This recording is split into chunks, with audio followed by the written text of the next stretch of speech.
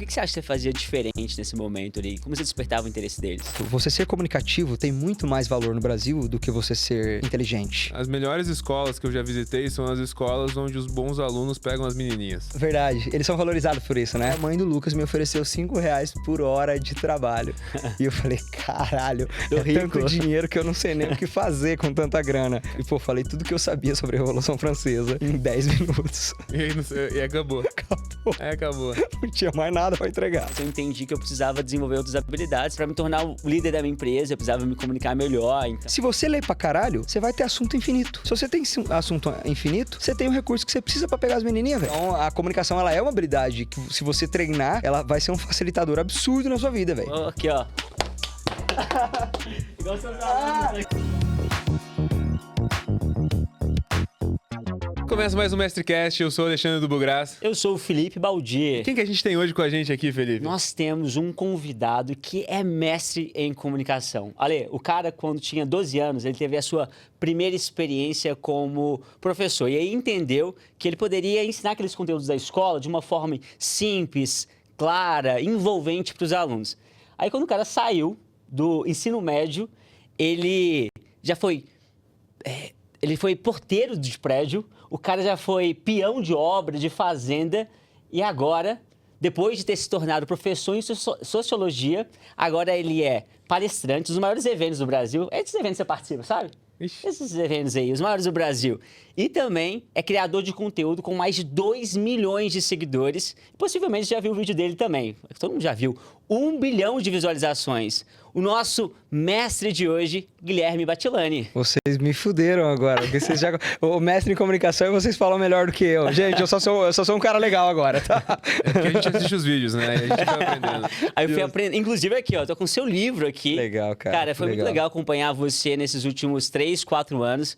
Eu tava falando, quando a gente se conheceu, você tinha menos de 40 mil seguidores. O cara agora tá com mais de 2 milhões de seguidores. Olha aí, cara, é legal ver essa evolução, né? Impressionante. Pô, aproveita e pede pra galera seguir o canal aí pra nós. Velho. Segue os caras, pô. Faz a boa, vambora. Podcast de qualidade, gente. Conteúdo MestreCast sério. falando aí o futuro da educação. Se quiser estar por dentro, já segue a gente, já curte o vídeo pra dar essa força pro canal, pra gente continuar trazendo gente boa aí pra vocês, beleza? Quer mandar a primeira pergunta aí, Ale? O que você tem curiosidade pra saber sobre esse mestre aí? Eu não sabia desse background maluco aí, cara. Se pudesse dar uma prévia aí da tua história, do começo de vida, eu adoraria ouvir Cara, mais. a minha história como professor é uma história engraçada mesmo, porque... como professor, né? Quando eu estava num colégio de freira, que tinha muita tradição do esporte. Antigamente era bem mais forte isso, né? E eu era o capitão do time, eu era um cara mais descoladinho assim. E na minha turma tinha um menino que ele era bem gay, ele era homossexual, só que não é ser homossexual hoje, é ser homossexual em 2005. No colégio de freira. Colégio de freira. Então não era a mesma coisa, o cara era realmente isolado, era realmente botado de lado, assim. E me incomodava muito a maneira como os meninos tratavam ele. As meninas adoravam ele, mas a molecada zoava muito. E eu sempre tive uma sensibilidade muito grande para injustiça, assim, injustiça social, injustiça individual, sempre gerava uma certa revolta, uma vontade de fazer alguma coisa em mim. E aí eu vi a galera judiando do cara, as notas dele eram baixíssimas, porque naturalmente ele odiava aquele ambiente. E falei, cara, eu vou fazer alguma coisa, velho. Aí eu cheguei nesse menino e falei, Lucas, você quer minha ajuda? Eu te ajudo. Aí ele falou assim, me ajuda como, né? Eu falei, não, eu te dou aula, cara. Eu vi que suas notas estão um lixo e eu te ajudo dando aula, eu posso te ensinar as matérias e tal. E no começo ele ficou até um pouco resistente, tipo, tá me filmando? Tipo, onde tá a zoeira, né? Que hora que você vai me chutar? E aí todo mundo vai rir, porque ele era bem resistente. Quantos anos, mais ou menos, ele tinha? A gente tinha uns 10 anos de idade. E aí eu falei, não, é honesto, eu só quero te ajudar mesmo e tal. Ele, tá bom, eu aceito. E aí a gente marcou pra depois da catequese. Era quarta-feira, à tarde, depois da catequese, eu ia lá na casa dele e ajudar ele. Aí eu lembro que eu fui lá, eu conto essa história no livro. Eu abri o livro de geografia e eu comecei a meio que ler o livro pra depois fazer resumo. E enquanto eu lia, eu vi que o cara tava tipo, completamente desconectado. Ele tava tipo avoado, assim, meu Deus do céu, que bagulho chato. E me deu uma eureka, assim, na cabeça. Eu fechei o livro e falei, cara, quer saber? E eu vou explicar do jeito que você entende. Sabe a panela de pressão da tua mãe ali? Aí eu comecei a explicar como funcionava a pressão atmosférica. Sabe quando você vai pra praia e você tá chegando na praia, tem um lugar bem plano assim, que depois da serra, sei, o nome disso é planície. E eu comecei a ensinar geografia pra ele de uma maneira completamente entendível no universo dele. E eu vi que ele começou a ficar curioso de verdade sobre o assunto. E ele ficava tipo, é isso então? E como é que é? E ele começou a fazer pergunta para querer descobrir mais. E a reação dele me deu um certo, tipo, meu, isso aqui é muito legal fazer isso, cara. Eu quero fazer mais isso. E aí eu lembro que no intervalo, né, os meninos começaram a me zoar. Tipo, tá pegando o Luquinha, né? Tá pegando o Luquinha. E um dia eu falei, tô pegando, e aí? E tipo, acabou a graça, não tinha mais graça. Porque a graça seria se eu, nada a ver, ha. Eles iam continuar. E aí, eu andando com ele, os meninos começaram a andar com ele também. Então, foi, tipo, duplamente legal pra mim. Eu comecei a ensinar ele. Calma aí que vai ficar muito melhor agora. Eu comecei a ensinar ele, a galera começou a abraçar ele. E a mãe dele me chamou um dia e falou assim, Guilherme, é o seguinte, quer ganhar pra virar professor do Lucas mesmo? E eu, tipo, não tava esperando nada. Eu só tava me divertindo ali, só tava legal pra mim. Na época, eu limpava a casa pra minha mãe o mês inteiro, assim.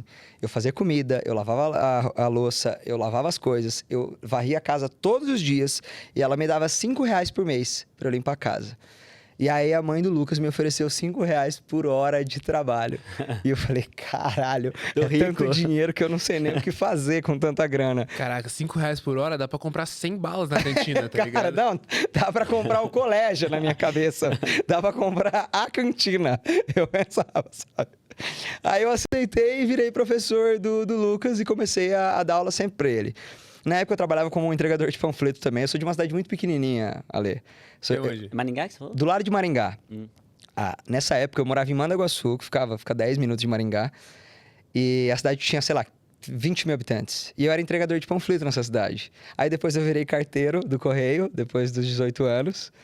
Aí depois eu virei porteiro de prédio e eu fui fazer outras coisas até virar professor de cursinho. E você não fez faculdade ou... Eu fiz faculdade de Ciências Sociais na UEM, na Estadual lá de Maringá. Não, UEM. Na UEM. Pô, cara, a UEM eu sei que tem um grito de guerra muito forte que eu ouvia no Engenharia das Paranaense, tá cara, zoado, que era pô. UEM, well, well.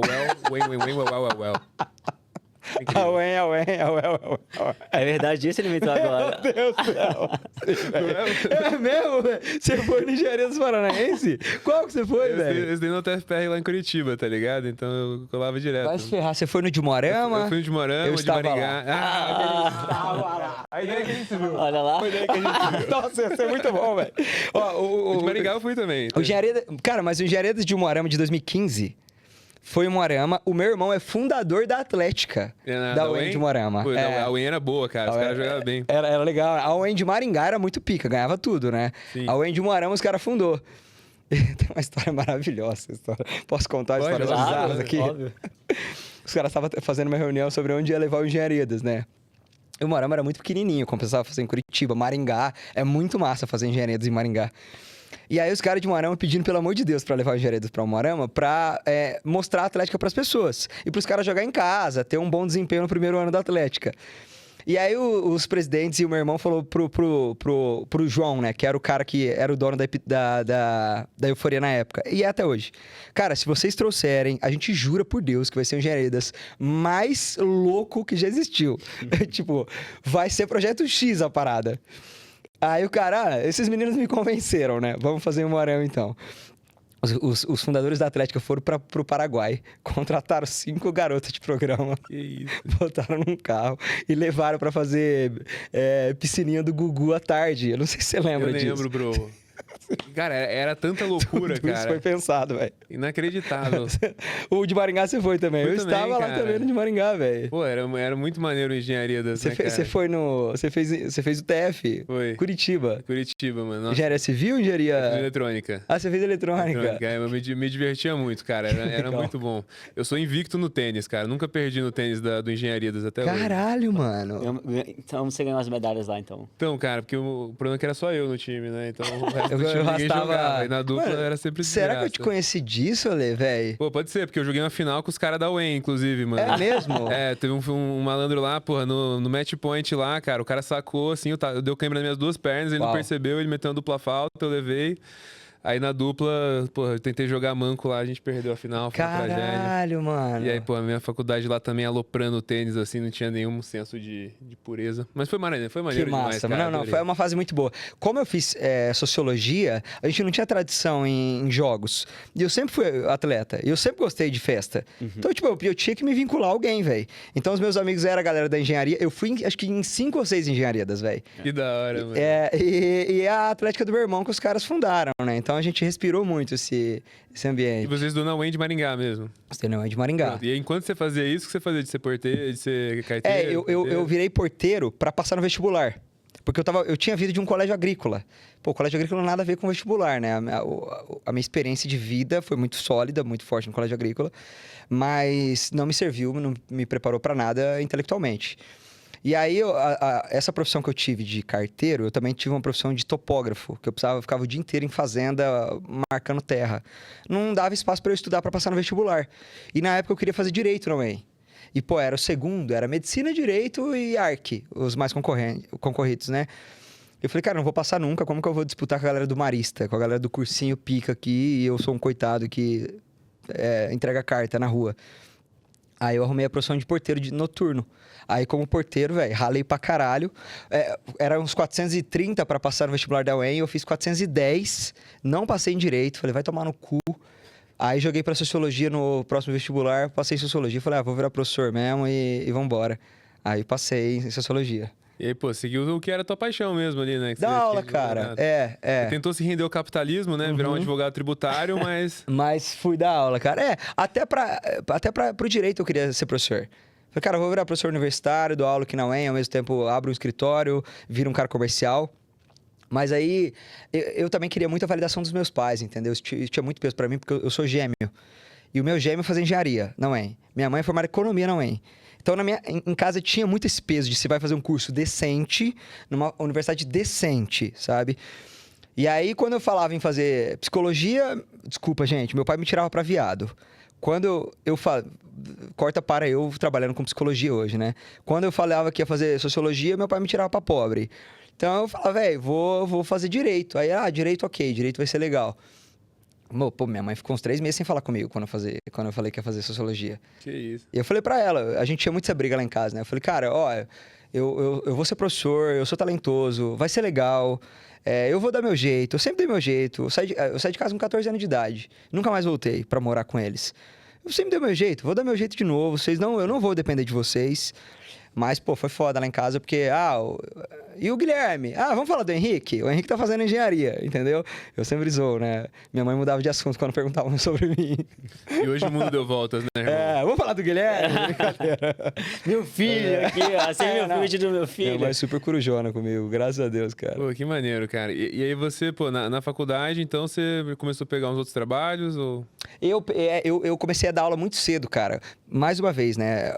A história, geralmente, a gente cria uma linearidade que não existe na história, né? A gente vai pegando acontecimentos isolados e botando numa linha de raciocínio, mas essa linha não existe. Eu tive no primeiro ano de facu, eu com esse argumento de que eu ia ser professor, ia ser um professor palestrante bem-sucedido, meu pai era muito puto comigo, porque meu pai é um cara mais tradicional possível, assim, um cara que mexe com terra e caminhão. Coisa que te pegar na mão mesmo, não tem nada a ver com abstração de internet e visibilidade. E aí, nessa treta, eles falando pra eu voltar pro agro, porque eu tinha passado em vários vestibulares de agronomia. Coxa, né? Mas eles ficaram putos de eu não ter entrado. Volta, faz agronomia na UEM, aí você vira, sei lá, vai trabalhar no Mato Grosso e tal. Eu falei, pai, não vou, velho, vou ser palestrante, pô, já decidi. E meu pai meio que riu da minha cara, assim. Ele falou, pelo amor de Deus, Guilherme, quem que vai assistir uma palestra sua? Se toca, acorda pra vida, velho. Aí eu peguei e falei assim, cara, eu vou te provar que eu tô certo e tal. Ele falou assim, vamos fazer o seguinte, pra não dar treta. Não é o meu mundo, também não é o teu. Se você achar alguém que paga R$1 por uma aula sua, eu peço desculpa, não tá mais aqui quem falou. Mas alguém tem que pagar R$1. Se não, é por especulação na tua cabeça. Agora, se alguém pagar, me parece que o mercado compra a tua ideia. Aí não é só você um lunático. Aí é você de lunático, porque eu não boto fé, e alguém que acreditou. E eu fiquei tipo, caralho, meu irmão, como que eu vou provar pro meu pai? Onde que eu vou arrumar um emprego? Eu tô, tipo, 1º/2º ano da faculdade. O que eu vou fazer e tal? Minha mãe, ela é uma mulher muito conhecida e influente na cidade. E aí eu falei, bicho, vou usar o nome da minha mãe, velho. Vou fazer o quê? Fui lá no colégio público da cidade e o meu plano era ser estagiário no colégio. Então, eu vou ficar um tempo assistindo aula, aí um dia a professora vai cansar, vai me botar para dar aula, aí, sei lá, um ano depois, né? Aí eu vou dar umas aulas, vou ganhar coragem e depois eu começo a dar um jeito. Tipo, o meu plano era 5 anos, para no final do último ano da faculdade eu arrumar um emprego. Bati na porta da coordenação, ô, tudo bem, eu sou filho da Zenaide aqui e tal. Eu queria muito falar com a professora de Sociologia. E aí a coordenadora falou, ó, ela tá lá no terceiro B. Fui lá, oi, professora, bati na porta, tudo bem, professora? Eu sou o Guilherme, eu tô fazendo uma faculdade de Sociologia ali na UEM. Eu queria aprender a dar aula. E ela olhou pra mim, tipo, pô, tem um escravo aqui na minha frente agora, que coisa maravilhosa. Tipo, eu vi felicidade no olhar daquela mulher naquele momento. E aí ela falou, não, entra, claro, fica à vontade e tal. E eu já fui me encaminhando pro fundo da aula. Os alunos estranharam, né, que esse estranho barbudo, eu era mais barbudo que você, assim, barba gigante, cabelo grande também. O que esse cara tá fazendo? E ela foi lá, escreveu meu nome no quadro assim, e falou, ó, gente, bom dia, tudo bem? Nós estamos aqui com o Guilherme e ele vai dar aula para vocês aqui hoje. E aí, tipo, na hora, eu meio que quis me explicar. Falei, não, professor, não, nada a ver e tal. Eu vou só assistir aula. Eu quis inventar 1 milhão de desculpas, né? Eu não queria dar aula, não fui para lá para isso. Não tava pronto? Não tava pronto. Eu olhei lá, tipo, era uma aula de Revolução Francesa. Ok, tá. E aí, me veio 1 milhão de desculpas, só que ao mesmo tempo me veio... Por que não? Eu queria dar aula. O meu plano era fazer isso daqui a 1 ano. E aí, eu tô com pressa de provar pro meu pai. Tudo isso em 1 segundo, velho. Falei, vou fazer. Voltei lá pro negócio, minha boca secou, velho. Eu contei essa piada no PrimoCast, mas foi muito verdade. Foi, tipo, igualzinho no dia que eu perdi a virgindade, velho. Eu tava com a boca seca e com o pinto murcho naquele momento, assim. Falei, velho, o que eu vou falar, meu irmão? E o conhecimento que eu tinha de Revolução Francesa era o conhecimento do cursinho e dos Discovery Channel que a gente curioso assiste, né? Aí eu comecei, bom dia, gente, como é que vocês estão? Tudo bem? Tô terminando a faculdade de Sociologia na UEM, vou dar uma aula pra vocês agora. E, pô, falei tudo que eu sabia sobre a Revolução Francesa em 10 minutos. E acabou. Acabou. Acabou. Não tinha mais nada pra entregar. Só que na minha cabeça, eu tava falando há uns 45 já, entendeu? Opa. Porque eu tava muito intenso. Aí eu lembro de olhar e falar, professora, tá terminando? Ela, já, falta 35 minutos. E eu falei, o que eu vou inventar? Eu continuei dando aula, velho. Continuei dando aula, continuei contando história e tal. E os alunos foram se identificando e eu fui ficando mais leve, fui ficando melhor. Aí, a hora que eu terminei, eu falei, gente, era isso a aula que eu tinha pra dar. Os alunos não levantaram, me aplaudiram de pé, velho. A minha aula... Por que você acha que eles aplaudiram? Faço ideia, não faço a menor ideia. Porque eles viram um esforço aí genuíno. Porque às vezes a aula foi boa, porque esse cara parece esforçado, sei lá o que. Faço ideia. Só que aí tá, terminou a aula, ela falou, você quer dar essa aula na próxima turma? Eu falei, professora, não me espere novidade, né? Tudo que eu tinha pra entregar foi isso. E ela falou, não, dá essa aula na próxima, vai ser legal e tal. E aí eu dei a aula, já tava mais leve, já tava mais, só fazer a mesma coisa. E os alunos levantaram e aplaudiram de novo. E não teve comunicação entre eles. Foi espontâneo.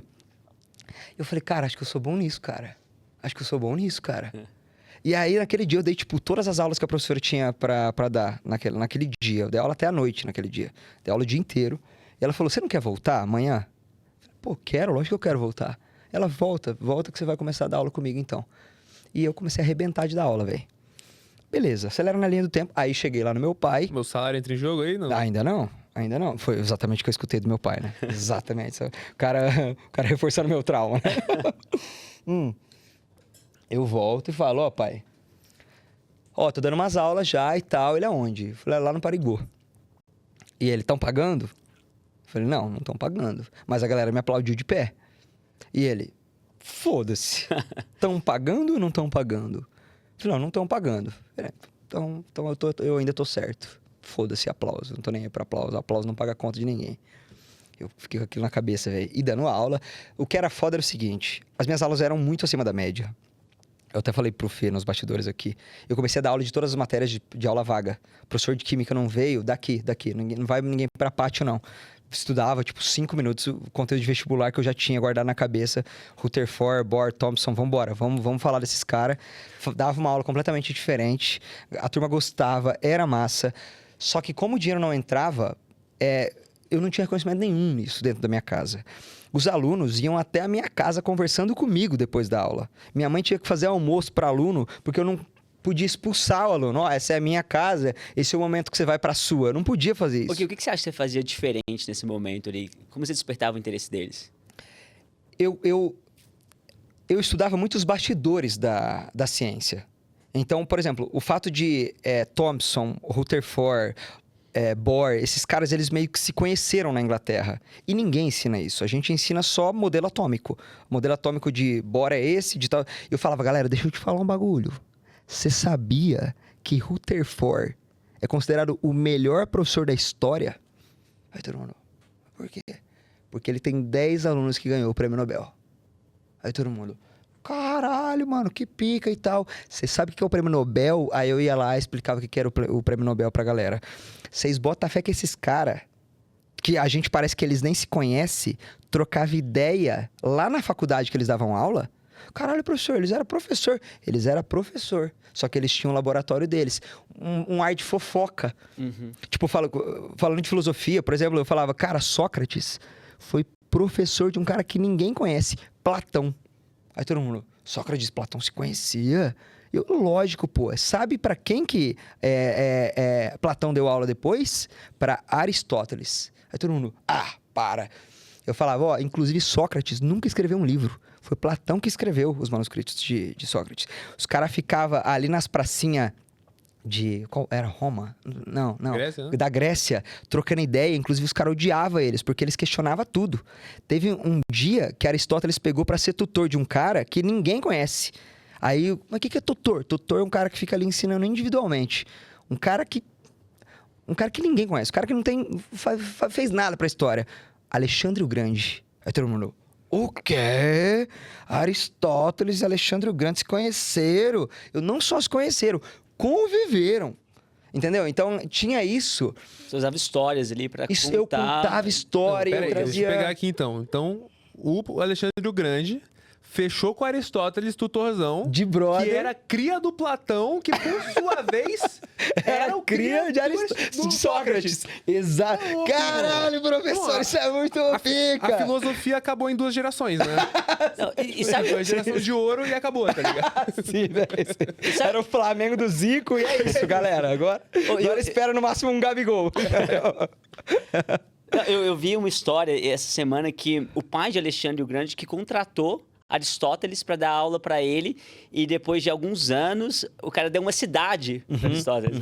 É isso mesmo? Aí, Inclusive tem nome, pô. Tem eu esqueci o nome da cidade. Mas leva o nome de Aristóteles a parada. Inclusive, Alexandre, quando foi perguntado se ele pudesse salvar uma única coisa numa guerra, ele falou que eram os manuscritos do Aristóteles, velho. Tudo que esse cara me ensinou, mano. É a coisa mais importante que eu tenho na vida. Essa é a importância da educação. Exatamente isso, o cara. Valorizou, né? E pra mim, modéstia à parte, cara, era muito fácil. Porque os professores eram muito fracos, velho. Eu não sei se eles não tinham a curiosidade que eu tinha pra entender os bastidores da ciência e do conhecimento. Ou se pra eles era tão robô de ir lá e falar, Sócrates falava isso, Platão falava isso, Aristóteles falava isso. Tá? Decora aí o que esses 3 falaram. Não falava nem que os caras se conheciam, mano. Parte mais legal é a fofoca. Quando eu dava aula de literatura, eu falava o bastidor dos poetas. Esse cara aqui, mó safado, escrevia poesia só pra comer as meninas.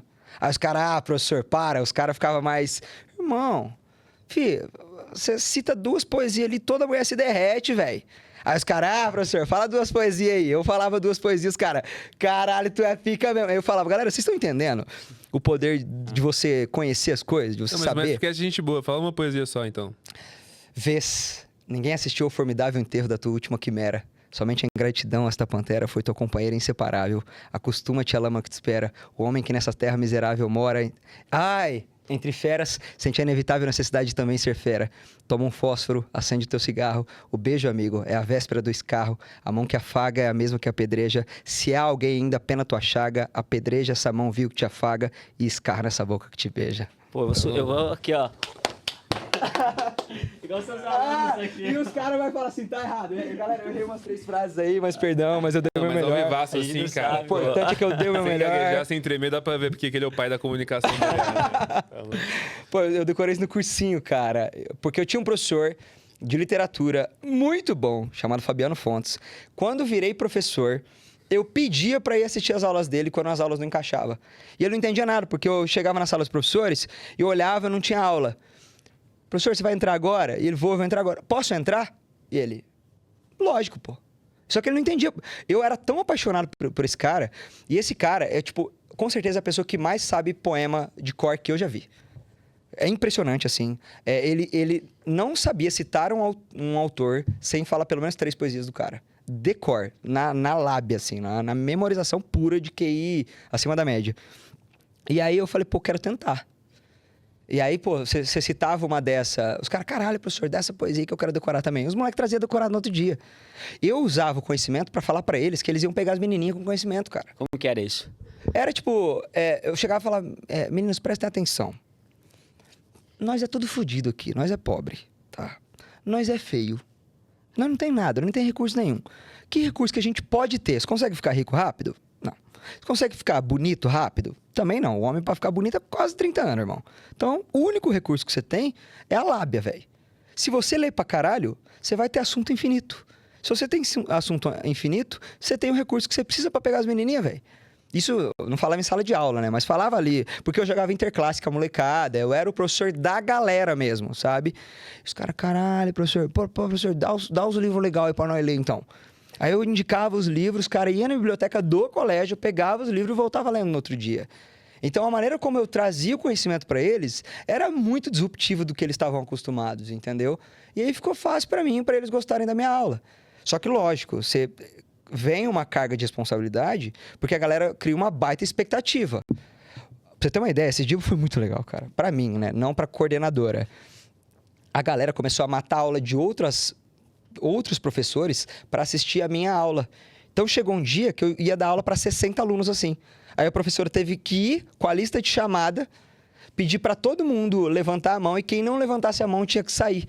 Ela precisou esvaziar a minha sala de aula porque os alunos queriam assistir minha aula 2, 3 vezes, entendeu? Eu nunca vi isso acontecer. Você nunca viu? Cara, eu tive a sorte de acontecer hora, comigo, cara. Muito legal. Cara, Nunca contei essa história pra ninguém. Eu acho muito legal, cara. É que eu tenho Exclusivo. do Mestre Cast. Se não curtiu, seguiu ainda, vai agora. Agora. Cara, uma coisa que eu tenho... É uma tese que eu acho que as melhores escolas que eu já visitei são as escolas onde os bons alunos pegam as menininhas. Verdade. Eles são valorizados por isso, né? Que você tem uma dinâmica social onde o incentivo, né? O status é você ir bem, é você fazer as coisas bem feito e tal, né? Enquanto, na minha escola, por exemplo, era mais você tentar ser adulto, né? Você ter tatuagem, você usar droga, tá ligado? Esse tipo de coisa e tal. Então, pô, acho que essa perspectiva que você trouxe é muito à frente, né, cara? Eu sabia que eu era uma pessoa comum, eu sabia que eu conseguia pensar como um adolescente. Porque na nossa cabeça, da arrogância que a gente tem intelectualmente, eu sei e vocês não sabem. Uhum. Eu vou subir no palco, o giz está na minha mão e vocês aprendam. Essa é a dinâmica que acontece com alunos e professores no Brasil. Eu falava, cara, isso não faz sentido, cara. Porque eu sou tão aluno quanto qualquer um que está aqui dentro. E por um acaso eu sei um pouquinho mais do que eles, porque eu tenho mais tempo do que eles. Mas eu sou tão aluno quanto. Inclusive, eu vou sair daqui hoje, eu vou lá para a universidade ser aluno, caralho. Então, tipo, não tem diferença, não tem distinção. Se eu, como professor, não falar a língua deles, eles não vão querer assistir a minha aula e isso vai perder completamente o sentido. Aí vai ser uma questão de tempo e dar um canudo para eles no final do ano. É isso mesmo? Tipo, saí da minha casa, acordei 6h30 da manhã, tomei banho, não queria acordar esse horário. Não tô ganhando pra estar aqui, não tô ganhando R$1 pra estar aqui. Tô aqui de graça. Vou chegar o final do dia, eu tive que fazer fono, porque minha garganta começou a acabar. Eu virei o Zezé de Camargo com 50 anos de carreira, velho. Não tava dando mais. Eu pensei, velho, eu já saí de casa. Vai ser pra dar uma bosta? Não vou fazer isso, velho. Eu vou dar a melhor aula possível, assim, entendeu? Ok, agora, olha que curioso. Talvez se você estivesse ganhando para dessas aulas, talvez você não se colocasse numa posição tão autêntica ali, com tanta liberdade para fazer algo que você queria, porque você dependia da grana. Então, no momento que você estava, putz, eu perder essa aula aqui. Né? Exatamente. Então, você pode ser quem você é. Não, isso com certeza tinha um peso legal, muito melhor. porque aí você teve liberdade, depois até imagino que em algum momento aí você começou a ganhar para dar aula, você pode usar o que deu certo, de fato, né? A minha mãe falava muito isso. Ela falava, tudo por hobby é gostoso. Você tá dando aula por hobby. A hora que o bagulho virar responsabilidade mesmo, e aí? Você ter o risco de ser demitido e tal. Mas enfim, acelerando na linha do tempo, eu comecei a dar aula profissionalmente mesmo. Eu tava falando com o Fê agora há pouco, o quanto que aula é uma coisa que você vai testando aula. O mundo artístico, você grava um álbum e você passa o ano fazendo show com aquele álbum. O universo do stand-up é o contrário. Você vai montando o seu especial durante o ano para ver todas as piadas que encaixam perfeitamente. E no final do ano, depois que aquela aula show tá muito bem montado, você faz o seu especial.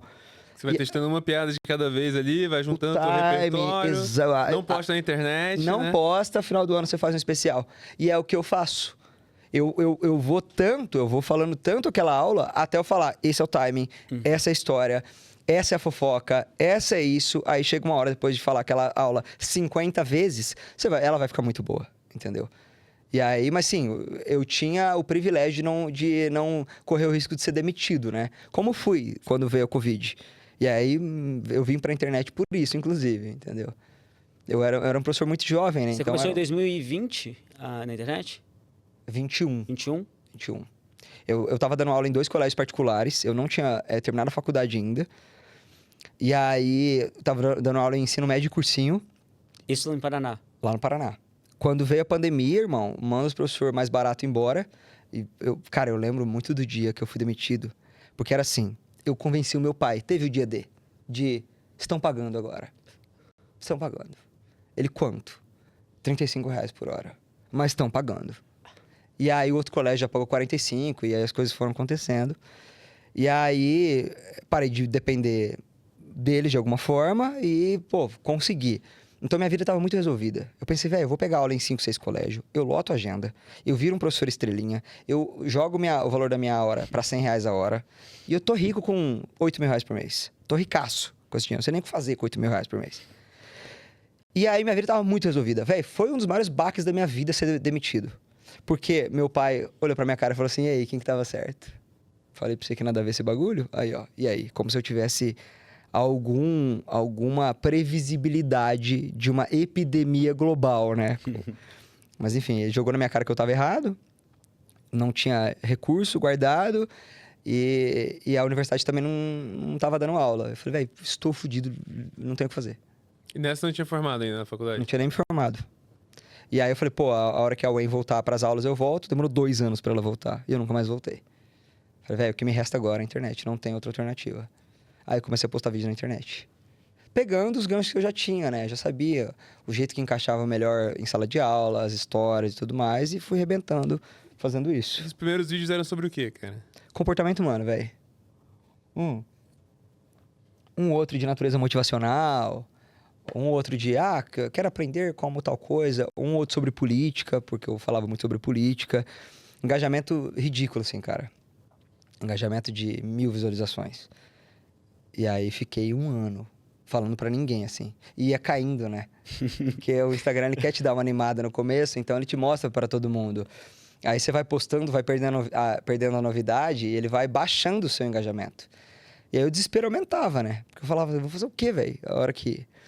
Aí um belo dia, trazendo já o fator acaso pra minha vida, eu fui jogar tênis. Na verdade foi beach tênis, mas eu tenho tanta vergonha de falar isso. Não, eu prefiro usar. É muito mais popular. Fui jogar beach tênis na minha cidade. E aí graças a Deus, assim, e ao acaso, e ao destino, e ao efeito borboleta, e a tudo que você quiser citar, eu perdi o jogo. E a gente foi tomar uma coca enquanto eu esperava pra voltar. E um amigo meu de infância falou pra mim, você sabia que tem um podcast em Maringá? Eu falei, não sabia. Ele, cara, você tem que ir, tô vendo que você tá gravando uns vídeos e tal, tá apanhando pra cacete, não tem estrutura nenhuma. Eu gravava com o celular emprestado de um brother, com a luz do sol, com a luz do sol, e no fundo da universidade, porque não tinha estúdio, brother, não tinha nada, não tinha nenhum recurso. Era só força de vontade e desespero mesmo, não tinha outro combustível. E eu falei, cara, não tô sabendo e tal. Ele falou, velho, você tem que... Eu falei, eu não posso me convidar, porque fica feio e porque ele não vai me chamar. Mas eu posso usar o seu Instagram pra me convidar, daqui seu Instagram. Aí eu joguei lá, cara, tem um cara em Maringá chamado Guilherme Batilani. Esse cara é legal, cara, você tem que chamar esse cara pro teu podcast. Chama Vibe Podcast, nem existe mais esse podcast. A estrutura do podcast era muito boa. E aí eu fui pra esse podcast e eu não, né? No meu Instagram não aconteceu nada. Mas as pessoas pegaram trechos e fizeram cortes desse podcast e acumulou mais de 100 milhões de visualizações. Com esse primeiro podcast.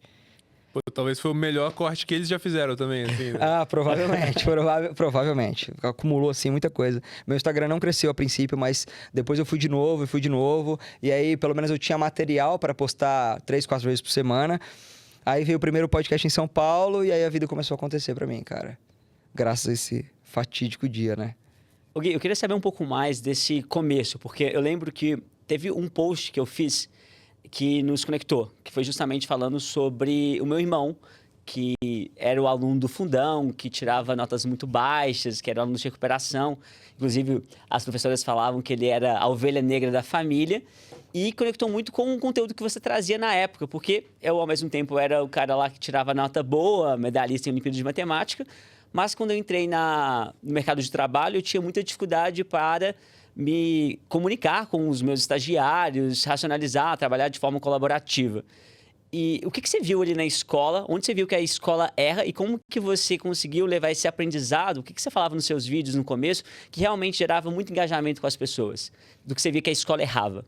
Cara, eu acho que a primeira coisa, eu acho que essa dinâmica de eu sou a sabedoria e vocês são os servos, né? Eu ensino, vocês aprendem. Eu acho que essa dinâmica ela tá errada. Eu acho que a maneira como o conteúdo é passado tá muito zoado. Tá muito zoado. E não dá pra culpabilizar ninguém, porque a nossa formação universitária também é meio fraca, né? Na licenciatura. Ela também é meio robótica. E é uma classe que ela não é valorizada nem na faculdade. Lembra quando a gente fazia faculdade, você falava que fazia engenharia nos jogos? Caraca! E todo mundo queria te beijar na boca. Você falava que fazia sociologia nos jogos, as pessoas tinham que ir pro banheiro, entendeu? Não, eu já achava que você era burro porque você não tava mentindo que fazia engenharia, né? Entendeu? já errou aí, né? Ou medicina, né? Então, do ponto de vista econômico, o direito, a arquitetura, a engenharia e a medicina são classes mais supervalorizadas. E dentro da universidade já existia essa dinâmica de exclusão, né? De o pobre faz licenciatura e o rico faz esses 4 cursos. Aí já tá errado. O curso de licenciatura, geralmente, ele é noturno, porque as pessoas são, de fato, pobres e precisam trabalhar. Então, é uma coisa meio eu preciso ir para a faculdade. Ninguém vive o conhecimento direito. As pessoas precisam para tentar, de alguma forma, melhorar a vida delas dando aula, tá? Os meus pais eram muito pobres, comerciantes de feira, e a única alternativa que eu tenho de mudar de vida é fazer uma faculdade de licenciatura e pegar aula, tá? Então, essa dinâmica, ela funciona dessa forma. Aí a pessoa termina, ela pega umas aulas em colégio público. Cara, dar aula em colégio público, irmão, tu tem que ser semideus para conseguir dar aula e os alunos assistirem sua aula. Você tem que ser um talento, tá? Você tem que ser talentoso. Você não pode ser uma pessoa comum. Uma pessoa comum não consegue dar aula bem em colégio público. Isso vai te cansando, vai te frustrando, porque você dá 10 aulas por dia para ganhar R$2.200 no final do mês. Os alunos não te valorizam. A coordenação não te valoriza. A sociedade não te valoriza. Você não é incentivado a buscar conhecimento do ponto de vista técnico ali. Eu não estou dizendo as 1 milhão de... Qual que é a palavra? De pós-graduações que a gente faz para tentar aumentar nosso salário de R$2.200 para R$2.400. E você passa um ano fazendo pós-graduação para agora eu ganho R$200 a mais, mas eu vou fazer essa pós-graduação forçada para terminar a carga horária para eu subir R$200 no meu salário. A busca pelo conhecimento não é uma coisa como foi para mim, que foi mais associado ao prazer. Uhum. E como era hobby o conhecimento, eu transmiti ele como hobby. E aí era divertido para todo mundo. Então a dinâmica está errada dessa forma, tá? O Brasil é um país pobre, a gente não tem muita grana para educação, a educação brasileira é muito mal distribuída, a gigantesca maioria para a universidade. Então a USP ela tem um custo caríssimo, não quero entrar na política aqui, mas é muito caro a USP, sustentar a USP, e é muito barato sustentar creche, sustentar escola pública até o ensino fundamental. Então aí já está errado, tá? Como os professores não são muito qualificados, a dinâmica da aula funciona mal.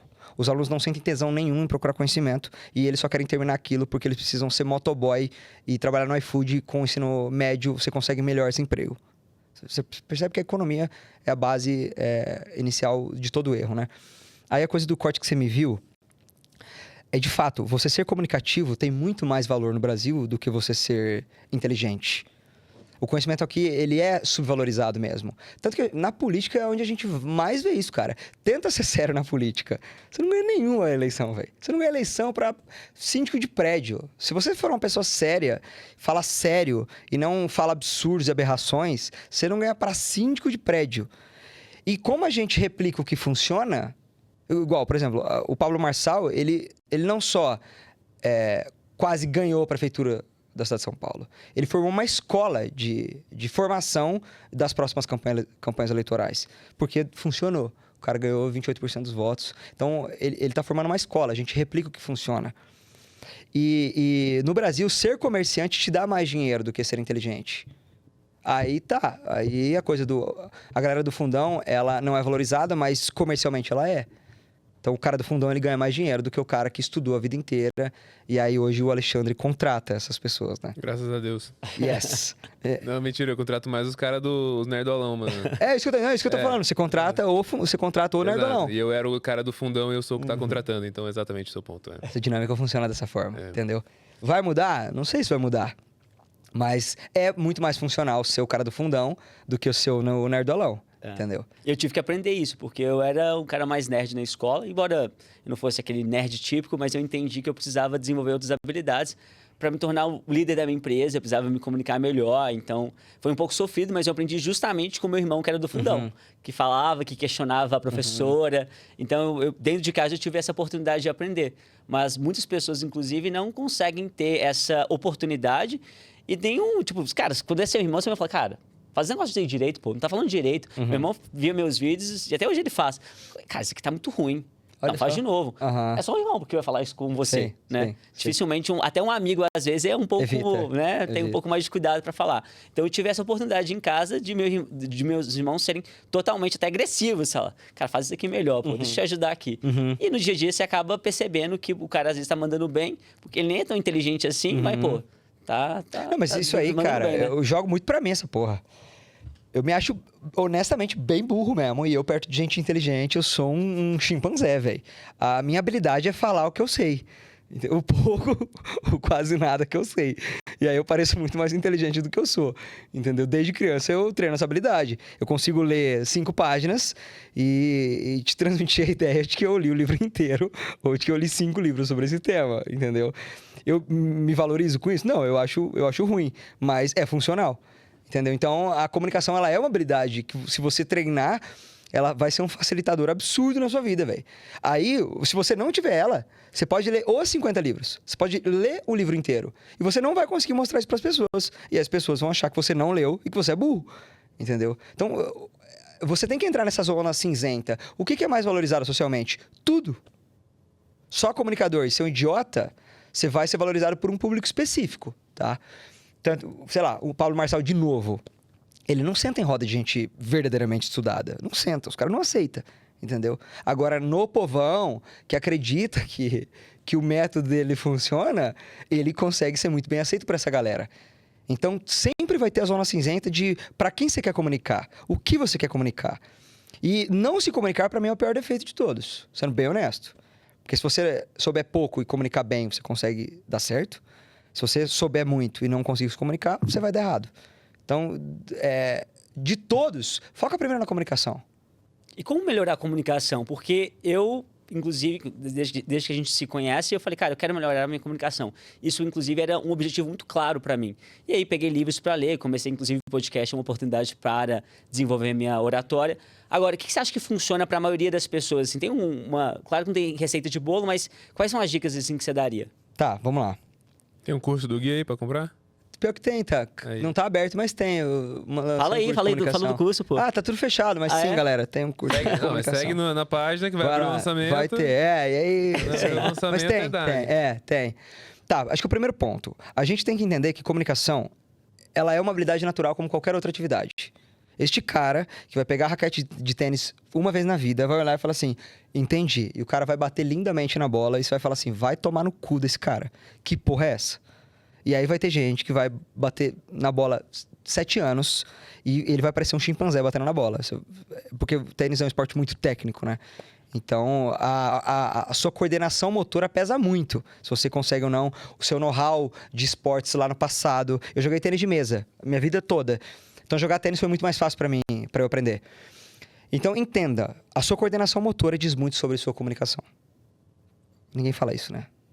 Mas sua coordenação motora diz muito sobre a sua comunicação. Se você é uma pessoa com coordenação motora mais travada, a sua comunicação vai ser mais travada. Porque tudo isso aqui é músculo, cara.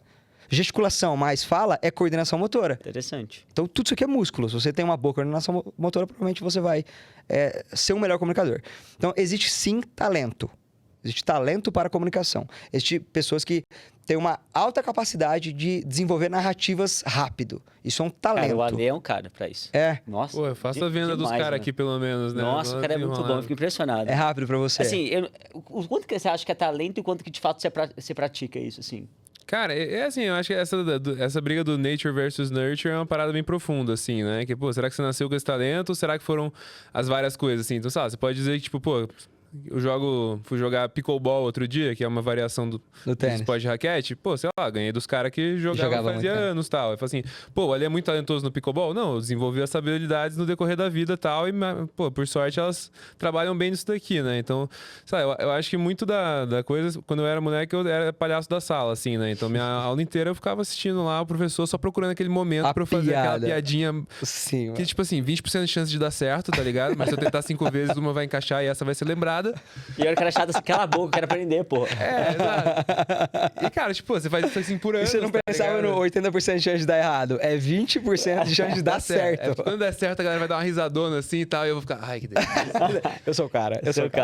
Então, e aí, pô, você faz isso por anos e tal. Aí quando você entra nessa de, tipo, pô, agora eu vou trabalhar com vendas e tal. Aí tu já tá mais ligado, assim, no que a pessoa tá falando. Já meio que processa ao mesmo tempo. Então, eu acho que é um set de habilidades que vão trabalhando junto, assim, né? Então, tipo, pô, é o talento, cara, sabe? O que você falou mesmo, né? Tipo, pô, você ter mais coordenação motora faz você ser melhor em comunicação. O que faz você ter melhor coordenação motora é teus pais terem te obrigado a jogar esporte quando tu era moleque, né? Ou também você nascer com isso. Tem gente que é bizarro, tem gente que nasce com isso. A tua voz, por exemplo, tua voz é muito acima da média. Obrigado, irmão. Olha. Tem que fazer assim. Mas é verdade, a voz é uma... Sabia que ele foi garoto colírio também? Ah, você foi? Colírio da Capricho? Foi. Colírio da Capricho. Eu tive amigos que foram também, cara. Pois é, cara. Que legal, eu passei por isso.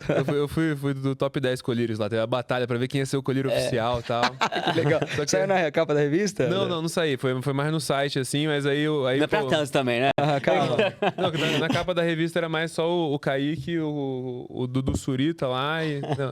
Legal, filho do Emílio, pô. É isso. Filho do Emílio. E o legal. Federico De Vito, acho. Tinha mais um, talvez? Não sei. Só que aí teve essa briga e tal, só que aí os moleques da minha sala começaram a falar que eu era gay e tal, tá ligado? Pra variar, né? Aí, tipo, no dia que eu saí nesse negócio, eu ganhei, sei lá, 12 mil seguidores no Twitter, 7 fã-clubes, tá ligado? Uau.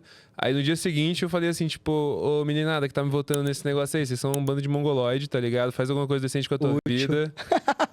E, pô, e aí esqueceram você? E aí perdi 10 mil seguidores no dia seguinte. Comunicação ineficiente, pô. Seguidores aí, pô. Você é 9,6 também? 9,6, é. 9,6 também. Você é 9,6 também? Sou 9,6 também. Safra fortíssima, né? Não vamos fazer perguntas difíceis aqui agora, não. Você é 9,3? 4? 9,3? Que mês que você é? Sou de dezembro, cara. Dezembro de 96? É. Ah, não, sou quase um ano mais velho que você. Sou de 90, sou de janeiro. Janeiro, porra, então, velho. A safra 96 fortíssima. Curioso, quem nasce em janeiro tem uma tendência melhor a ter mais confiança e sucesso na vida, né? Você já viu sobre isso? Já li pra caralho. Inclusive tem um estudo de jogadores de hockey norte-americanos que fazem isso. Tem alguma hipótese isso? Pra caralho. Porque você, tipo, você tá sempre jogando na categoria, sei lá. Você é sempre mais velho que a galera. Você é um ano mais velho, né? E quando você é moleque é muita diferença, assim. Então você é mais alto, mais forte. Pô, pra você ter uma ideia, eu fui descobrir que eu era baixo, eu tinha 18 anos de idade. Sério? Porque até lá você era mais alto da turma. Eu sou baixo? Você quer dizer que eu sou baixo? Eu era forte e eu era desenvolvido, velho. Então eu era da altura de todo mundo. Aí todo mundo foi e eu não, porque eu já tinha 18 anos e eles não, entendeu? Cara, quando eu fui descobrir que eu era baixo em Maringá, eu tinha 18 anos de idade. Porque lá no colégio agrícola eu não era. Aí os caras da minha turma, que eram bem mais baixos do que eu, bateram a minha idade e aí esticaram e eu não estiquei, velho. Mas enfim, você tem mais tempo de palco, né? Se você nasceu em janeiro, que foi o meu caso, eu era mais desenvolvido, eu fazia judô, eu fazia todos os esportes possíveis. E como eu jogava futsal, e eu era mais velho e mais desenvolto, eu tinha mais tempo de quadra. Aí você tem mais tempo de quadra, a galera paga mais pau pra você fica mais autoconfiante. Aí você... e tudo... Tua vida foi muito maravilhosa porque você nasceu em janeiro. E ninguém pensa nisso, né? Ninguém pensa. Ninguém fala, não, a que se deve o seu sucesso, Guilherme? Foi eu ter nascido em janeiro, cara. Se eu não tivesse nascido em janeiro, ninguém pensa isso, né? Exato. O cara fala, não, foi o meu trabalho duro, foi o meu esforço ali diário de acordar cedo. Não, amigo, você nasceu em janeiro, tá ligado? Você nasceu quando, Felipe? Sai daqui. Em outubro. Outubro aí se fudeu também. Teve que batalhar mais aí pra chegar, né? Acostumado. Mais, Mas, pô, então, voltando aí na história, né? Das dicas pra galera conseguir comunicação. ser mais comunicativo. Cara, vamos lá, comunicação. Entenda que comunicação é repetição como qualquer outra atividade. Ela, é uma atividade trivial como qualquer outra. Se tênis, pra chegar à perfeição de uma batida, você tem que bater aquela merda 100 mil vezes, comunicação é a mesma lógica. Sua aula quer ficar boa? Tava falando agora, eu fiz a palestra do Subido Pro do Pedro Sobral. Eu dou palestra há 4 anos. Eu dou aula há 10 anos. E eu fiquei extremamente nervoso para dar a aula no evento do Pedro Sobral, porque era uma aula que eu nunca tinha dado na vida. Eu ia testar aquela aula num evento gigantesco, com gente mega qualificada. Você, hein? É isso, cara. Total. Inclusive, falei pra ele, Pedro, deixa eu testar uma aula. Ele falou, mano, vai, confio no seu potencial. Aí sim. Eu fui testar a aula. 3 dias sem mexer no celular. 3 dias sem mexer no celular. Não falem comigo, não respondi ninguém. 3 dias aqui. Igual o atleta profissional que vai pro CT e fica lá até a hora do jogo. Inclusive, eu sou um atleta profissional, eu sou um atleta não profissional frustrado por não ter virado atleta profissional. E viver isso me dá um pouquinho do gostinho de ser um atleta profissional. Então, me deixa muito bem. Então, eu cheguei no hotel 2 dias antes, 2 dias sem sair do quarto direito, cara. Foi fazendo texto. Eu subi no palco, eu já tinha refeito o texto umas 8 vezes na minha cabeça inteiro, assim. 8 horas de treinamento puro. Então eu já tava mais em casa. Mas a hora do vamos ver da reação da galera é ali. Vão aplaudir, vão achar ruim. E eu já comecei a palestra falando, talvez vocês me odeiem, mas não é pra isso que eu tô aqui. Eu tô aqui pra trazer um conhecimento que não é trivial, porque vocês são mais inteligentes do que eu. E se fosse pra subir no palco e falar coisa trivial, vocês jogam no chat GPT. Não vai ter graça nenhuma. Então eu vou correr o risco de vocês não gostarem de mim. Mas pra mim tá tudo certo. Eu tô sendo muito bem pago pra estar aqui mesmo, então não tem problema. E a galera, deixa eu assistir a aula desse cara então. E aí eu testei uma aula falando sobre sorte, sobre acaso, sobre eventualidade, sobre o quanto teu mérito, quando é um outlier, né? É um fator pequenininho, assim. O acaso e a sorte tem um peso muito maior quando é outlier. Aí vem o cara que passou num concurso, que estudou 10 anos, ficar bravo comigo. Não, você não é um outlier. Você passou num concurso, entendeu? Outlier, eu tô falando do cara ter 5 milhões de seguidor, faturar 1 milhão por mês. Isso é um outlier, entendeu? E aí falei isso na cara de uma galera que respira conteúdo de motivação o dia inteiro, tá ligado? E eu fui bem recebido, aparentemente. Eu expliquei de uma maneira como eles entendessem o meu ponto. E acho que fui bem recebido. A questão é, essa aula vai ficar boa na 20ª vez. Na 20ª vez eu vou falar, essa aula tá redonda agora, então pode me contratar, pode pedir o que vocês quiserem, porque vale. Entendeu?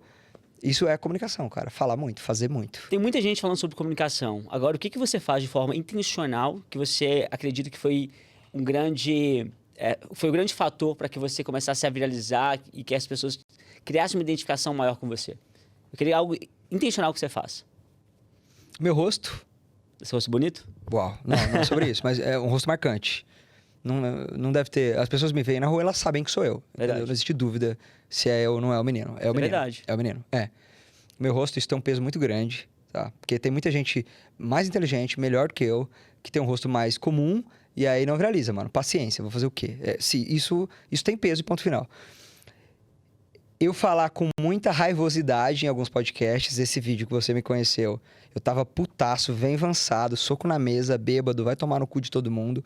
Isso aí gera uma certa emoção nas pessoas. E, cara, ser o cara mais comum do planeta Terra, velho. Falo palavrão pra caramba. Esses dias uma mãe me mandou um vídeo de uma criança falando assim, ô tio Gui, para de falar palavrão. Isso não é legal. Aí eu respondi o vídeo falando, moleque do caralho, hein? Tipo, eu não vou parar, velho.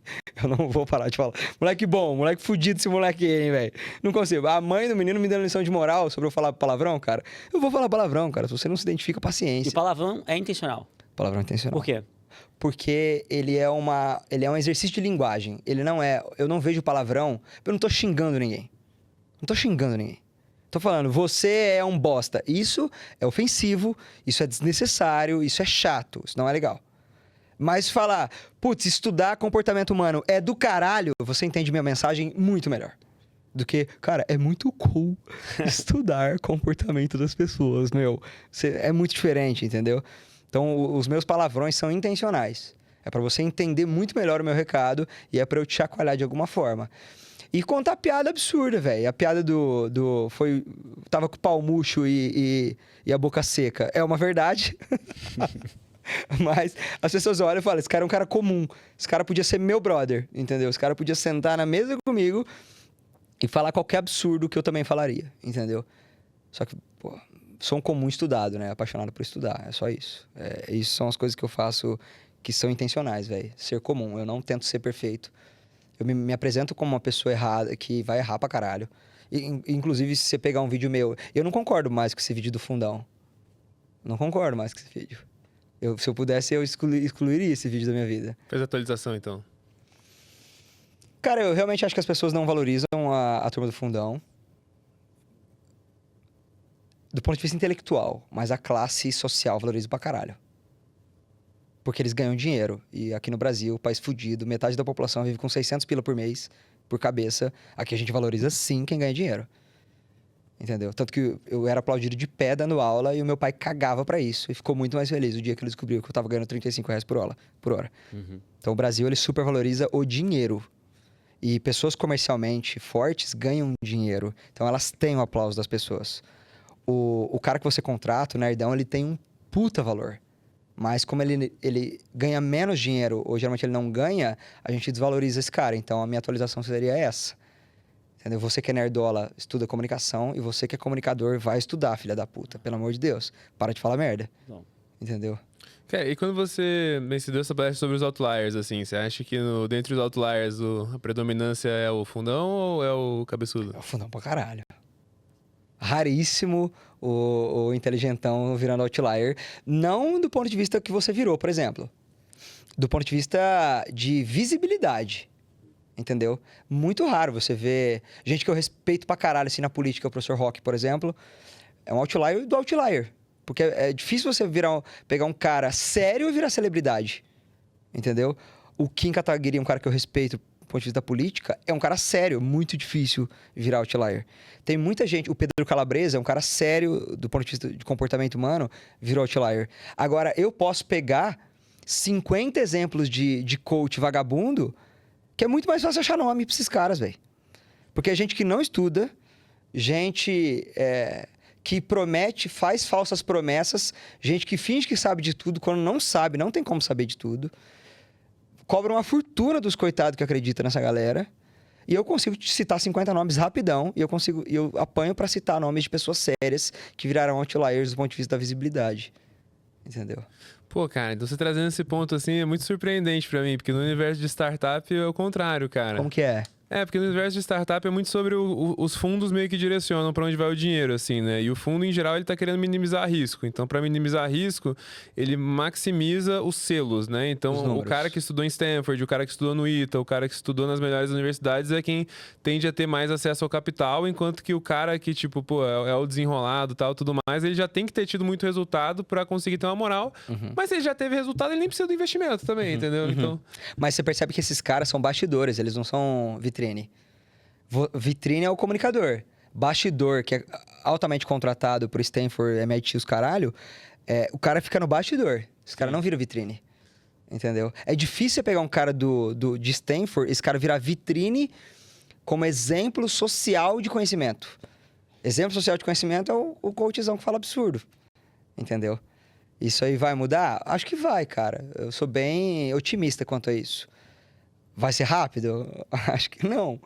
Mas é importante a gente bater nessa tecla para gerar uma espécie de movimento de cisne negro, né? Não sei se vocês já viram falar desse livro, A Lógica do Cisne Negro. Não tô ligado, não. Cara, é um livro muito bom, cara. Enlighten me. É um cara chamado Nicholas Taleb. Ele é um libanês muito Taleb? foda. É, o Taleb. Ele escreveu... Outro livro que ele escreveu muito famoso é aquele... Quando a coisa não é resistente. Antifrágil. Antifrágil. E ele escreveu um livro chamado A Lógica do Cisne Negro, em que ele explica o quanto... Tá, o que é um cisne negro? É um evento improvável de acontecer, que não é previsível, que ele promove uma grande mudança, e depois dele acontecer, a gente olha em retrospectiva e monta a narrativa de que ele era previsível, quando ele não era previsível. Tipo o ataque às Torres Gêmeas, por exemplo. É um cisne negro. Mudou completamente a história da aviação, mudou a história do sistema de segurança. E ele fala que é muito comum... trazendo um exemplo que eu estou citando em palestra, por exemplo. No Brasil, em 2007, a gente teve 2 acidentes de aeronave comercial, né? Teve o avião da TAM, que não conseguiu frear aqui em Congonhas. E a gente teve aquele avião da Gol, que o jatinho Legacy cortou a asa dele e caiu. De 2007 a 2025, chuta quantos acidentes aéreos comerciais a gente teve no Brasil? 0, não? 0, mano. 0, né? Do último avião comercial. Avião privado, a cada 2 dias cai um no Brasil, é bem mais comum. Alugado, né? Avião próprio não cai muito, não. Só os fretados que caem. Fretadão cai mais. E aí o último que caiu foi aquele ATR que saiu de Cascavel, os meus vizinhos, e caíram aqui no interior de São Paulo, né? Sim. Cara, nessa janela de 18 anos, 18 anos, amigo, é muito tempo sem cair avião, velho. Eu fiz uma conta de padeiro e a gente teve uma média de 1,6 bilhão de passageiros. E a chance de você ganhar numa loteria é 1 em 50 milhões. A chance de você cair de avião comercial no Brasil nessa janela é 1,6 bilhão. Então, existe 32 vezes mais chance de você ganhar na loteria do que você morrer num acidente aéreo no Brasil nessa janela, né? E aí, quando cai um avião, a gente pega a caixa preta e é muito comum a gente fazer um olhar em retrospectiva, né? O piloto dormiu pouco no dia, estava chovendo... o sensor do bico de gelo da asa não estava funcionando tão bem. E aí a gente faz uma narrativa e chega à conclusão de que o acidente era previsível, de que ele poderia ter sido evitado, mas não podia. Porque se a gente pegar esses casos e isolar eles são casos triviais na aviação. Todo santo dia decola um avião que o piloto dormiu pouco, porque ele estava comendo alguém na noite anterior no hotel. Todo dia decola centenas de aviões na chuva, caralho. Foda-se a chuva, sobe o avião. Todo santo dia sobe algum avião com algum problema técnico, com algum problema estrutural. A gente não sabia que o sensor de gelo não estava funcionando porque não tinha pegado gelo, porra. Só que esses acontecimentos triviais se alinharam para gerar um acontecimento raro, que é a queda do avião. A mesma lógica vale para sucessos outliers. São tentativas triviais que se alinharam para gerar um acontecimento raro chamado super sucesso. É a mesma lógica, mano. E aí, a lógica do cisne negro fala isso. Para de olhar em retrospectiva, cara. Tem uma frase que eu amo no Andar do Bêbado, que ele fala: depois da onça morta, todo mundo é caçador. Tipo, ninguém sabe como é que mata a onça. Aí alguém vai lá e mata, vem uma galera falando: aí, ó, era só ter feito isso. Não era não, caralho, senão ela tinha morrido antes. Tem um outro exemplo que eu amo, não sei se foi nesse ou foi em Andar do Bêbado. A gente fala assim, é muito comum a gente escutar essa narrativa. O cara tentou 99 músicas para na música 100 ele explodir. Logo, é mérito desse cara que tentou 100 vezes e o sucesso dele é fruto das tentativas e erro. Concordo, mas o sucesso outlier é muito mais sorte. Porque se eu chegasse nesse cara que gravou 99 músicas e perguntasse para ele em qual música ele gostaria de ter estourado, ele ia falar na 1. O cara não quer passar perrengue, velho. Mas ele conseguiu com tentativa. Eu concordo que ele conseguiu com tentativa. Se ele não tivesse tentando, ele não teria conseguido nada. Mas o sucesso na música 100 deixa muito bem claro que foi sorte na música 100. Entendeu? Se dependesse dele, ele tinha dado certo na música 3 e não na 100. Então, se a gente não escolhe o dia D do sucesso fora da curva, ele não depende da gente. Ele depende do acaso. Mas tudo que você pode fazer, no fim das contas, é continuar tentando e continuar melhorando, né? Ele fala isso, o Andar do Bêbado fala muito isso. Ele fala, cara, eu sei que você comprou esse livro pra eu tentar te ajudar de alguma forma, e eu passei o livro inteiro só te explicando como o mundo funciona, desculpa por isso, mas eu vou tentar te ajudar de alguma forma. Multiplica as suas tentativas. Sim. Se você postar um único vídeo no Instagram, existe chance de você crescer, como foi a mocinha do avião que não deu a cadeira para a criança sentar? Ela foi mal educada e ainda cresceu. Existe essa possibilidade. Só que existe uma possibilidade infinitamente maior, 1000 vezes maior, se você postar 1000 vídeos. Então, multiplique as suas tentativas. E o Nicolas Taleb fala diferente. Ele fala, além de você multiplicar suas tentativas, fique esperto com os cisnes negros. Pula no pescoço do cisne. Saiu o TikTok, vai lá, faz sua conta e começa a postar. Sim. Saiu o Instagram, faz sua conta e começa a postar. Cisnes negros acontecem, não todo dia, né? Mas acontecem muito na vida social humana. Então, olha pra porra do cisne negro e vai pra cima dele. Foi o que você fez como profissional, eu imagino. A coisa da... Quando que 20 anos atrás a gente falaria sobre startups? Pergunta pro seu avô o que é uma startup. Não, só se você perguntar em 2016. Já é o suficiente, né? Ninguém falava nada de startup. Que é uma startup. Né? Não, a startup na época, em 2016, 15, ele conseguia contratar as pessoas pagando muito menos, sem dar a ação da empresa, só porque a pessoa não queria trabalhar de terno, tá ligado? De tão estranho que era a startup, né? E você tava no cisne negro. Você tava na crista da onda, né? Que a gente fala. A onda subiu, o nego já corre pra ela, velho.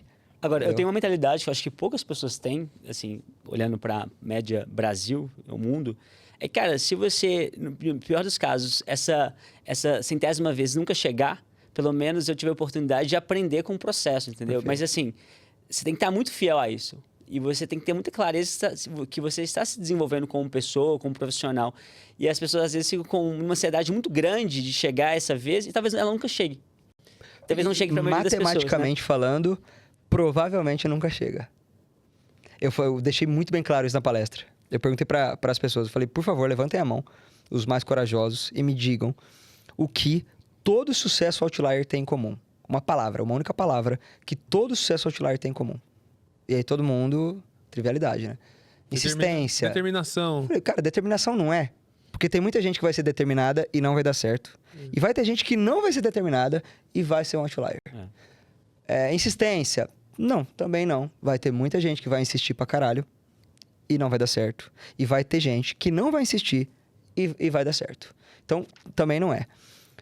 O que existe em comum em todo sucesso outlier é que ele é raro. Ele é um evento raro. Ele é matematicamente raro, por definição. Entendeu? Então, tipo, não existe outra palavra que defina todos. É só raro. É por isso que técnicas funcionam sim. Mas receita de sucesso não existe. Porque o cara que teve sucesso, ele foi na tentativa e erro e insistência. Só que deu certo pra ele, no contexto dele, na situação dele. Se você tentar replicar qualquer coisa, é disfuncional. Porque você parte de um outro ponto. Tô com um nerd aqui, fica mais fácil falar. A teoria do efeito borboleta surgiu disso, cara. O Lorenz pegou e tentou replicar para as condições climáticas, né? Vamos tentar fazer uma previsão de tempo daqui 2 anos, só acompanhar os movimentos dos átomos. Ele fez uma simulação faltando 3 dígitos do computador dele, aí ele fez só com 6 e não com 9. A conta não fechou, o cara ficou maluco porque era para ter funcionado. Ele fez uma outra simulação com 9 dígitos e deu um resultado completamente diferente. Ele falou, cara, são 3 dígitos finais, é muito pouca coisa, é muito pouca diferença. Por que deu? E aí ele criou a ideia de o bater de asas de uma borboleta no Brasil provoca um furacão no Texas, porque uma pequena disfunção promove um resultado completamente diferente. Aí você pega aquele pêndulo, né? Porra, vamos nerdar mais um pouco, né? O princípio da incerteza Não, do Heisenberg.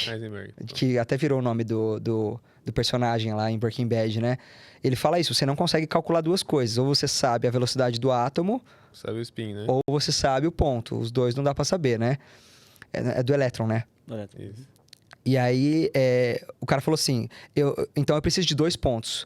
Porque um negócio de um ponto só, eu consigo saber o movimento do negócio. Então, eu preciso fazer um pêndulo de 2 pontos. Porque aí, ou eu sei o contexto, ou eu sei a tentativa. Quando você faz um negócio de 2 pontos, ele fica completamente diferente, ainda que você solte exatamente do mesmo lugar. E aí, ele criou a porra do efeito borboleta baseado nisso. Por que eu tô sendo tão chato? Porque é impossível você replicar o que uma pessoa fez na medida que vocês não estão partindo do mesmo ponto. E ainda que vocês partam, eu sou um gêmeo, eu sou uma pessoa gêmea. E eu e meu irmão tivemos resultados completamente diferentes, partindo teoricamente do mesmo ponto.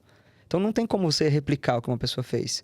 Não tem como você se comparar o que uma pessoa fez. Não tem como se comparar. Se comparar é coisa burra. Não tem lógica, nem física, nem matemática, nem comportamental, nem fisiológica. A comparação não tem lógica nenhuma, entendeu? Pô, vou dar o papo aqui nesse assunto, assim, de se comparar, né? Eu acho que foi uma jornada muito grande pra mim, porque, cara, eu crescendo, assim, sempre, bem, fui meio bom nas coisas, assim, fui bem na escola e tal, e eu ia melhor que o meu irmão, só que o meu irmão, ele virou bilionário, tá ligado? Ele fez uma coisa que chama Brex e tal. E aí, pô, acho que a parada que mais mudou foi que eu resolvi jogar tênis e quando ele tinha 13 anos ele resolveu programar. É meio aleatório porque ele gostava de Ragnarok. Jogou Ragnarok já? Não. Clássico. E aí ele queria fazer o servidor pirata dele lá, começou a programar e, pô, meio que isso botou ele num efeito borboleta muito louco e tal. Ele foi estudar em Stanford e eu fiquei jogando tênis. Uau! E eu ficava pensando assim, velho, mas eu era melhor que ele na escola. Será que eu não devia ter estudado ao invés de jogar tênis e ter, pô, falado de efeito Stanford, talvez feito as coisas diferentes e tal? E aí, pô, essa parada ficou muito comigo assim, mas hoje eu penso de um jeito muito mais diferente, assim, que é tipo, cara... A real que minha vida é mó boa, tá ligado? Qualquer coisa diferente que eu tivesse feito, eu não teria conhecido minha esposa, tá ligado? Eu não teria os amigos que eu tenho hoje, eu não faria o trabalho que eu faço hoje e tal. Então, tipo, no fim, é tudo aleatório e tal, mas não é necessariamente melhor e pior sempre, Perfeito. Né? E cara, se eu sair daqui e deixar isso pra galera que assiste, para de olhar em retrospectiva pras coisas, cara. Porque quando você tentou achando que seria a melhor coisa, caralho. Ninguém fala, não, eu vou largar da minha namorada porque vai ser a pior decisão.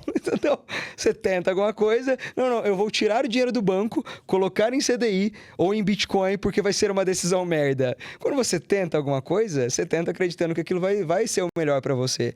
E aí, teoricamente, não dá certo, você olha em retrospectiva falando, eu deveria ter feito. Porque você não tá lá, velho. Você não consegue... O programa que me irrita é jogo aberto, de futebol. Que os caras opinam sobre o que o técnico deveria ter feito quando o jogo acabou, tá ligado? Tipo, não tem lógica nenhuma isso, cara. Lógico que você deveria ter substituído tal jogador depois que o jogo Mestre acabou, de obra pronta, né? Oi? Mestre de obra pronta. Mestre de obra pronta. Você tinha que ter colocado um pilar aqui, por isso que a parede tremeu, por isso que a parede trincou. Irmão, você acha que eu não sabia disso, tá ligado? Não tem como você olhar em retrospectiva pras coisas. E o seu irmão, como ele é um outlier total, a chance matemática dele ter dado errado era muito maior que ter dado certo, velho.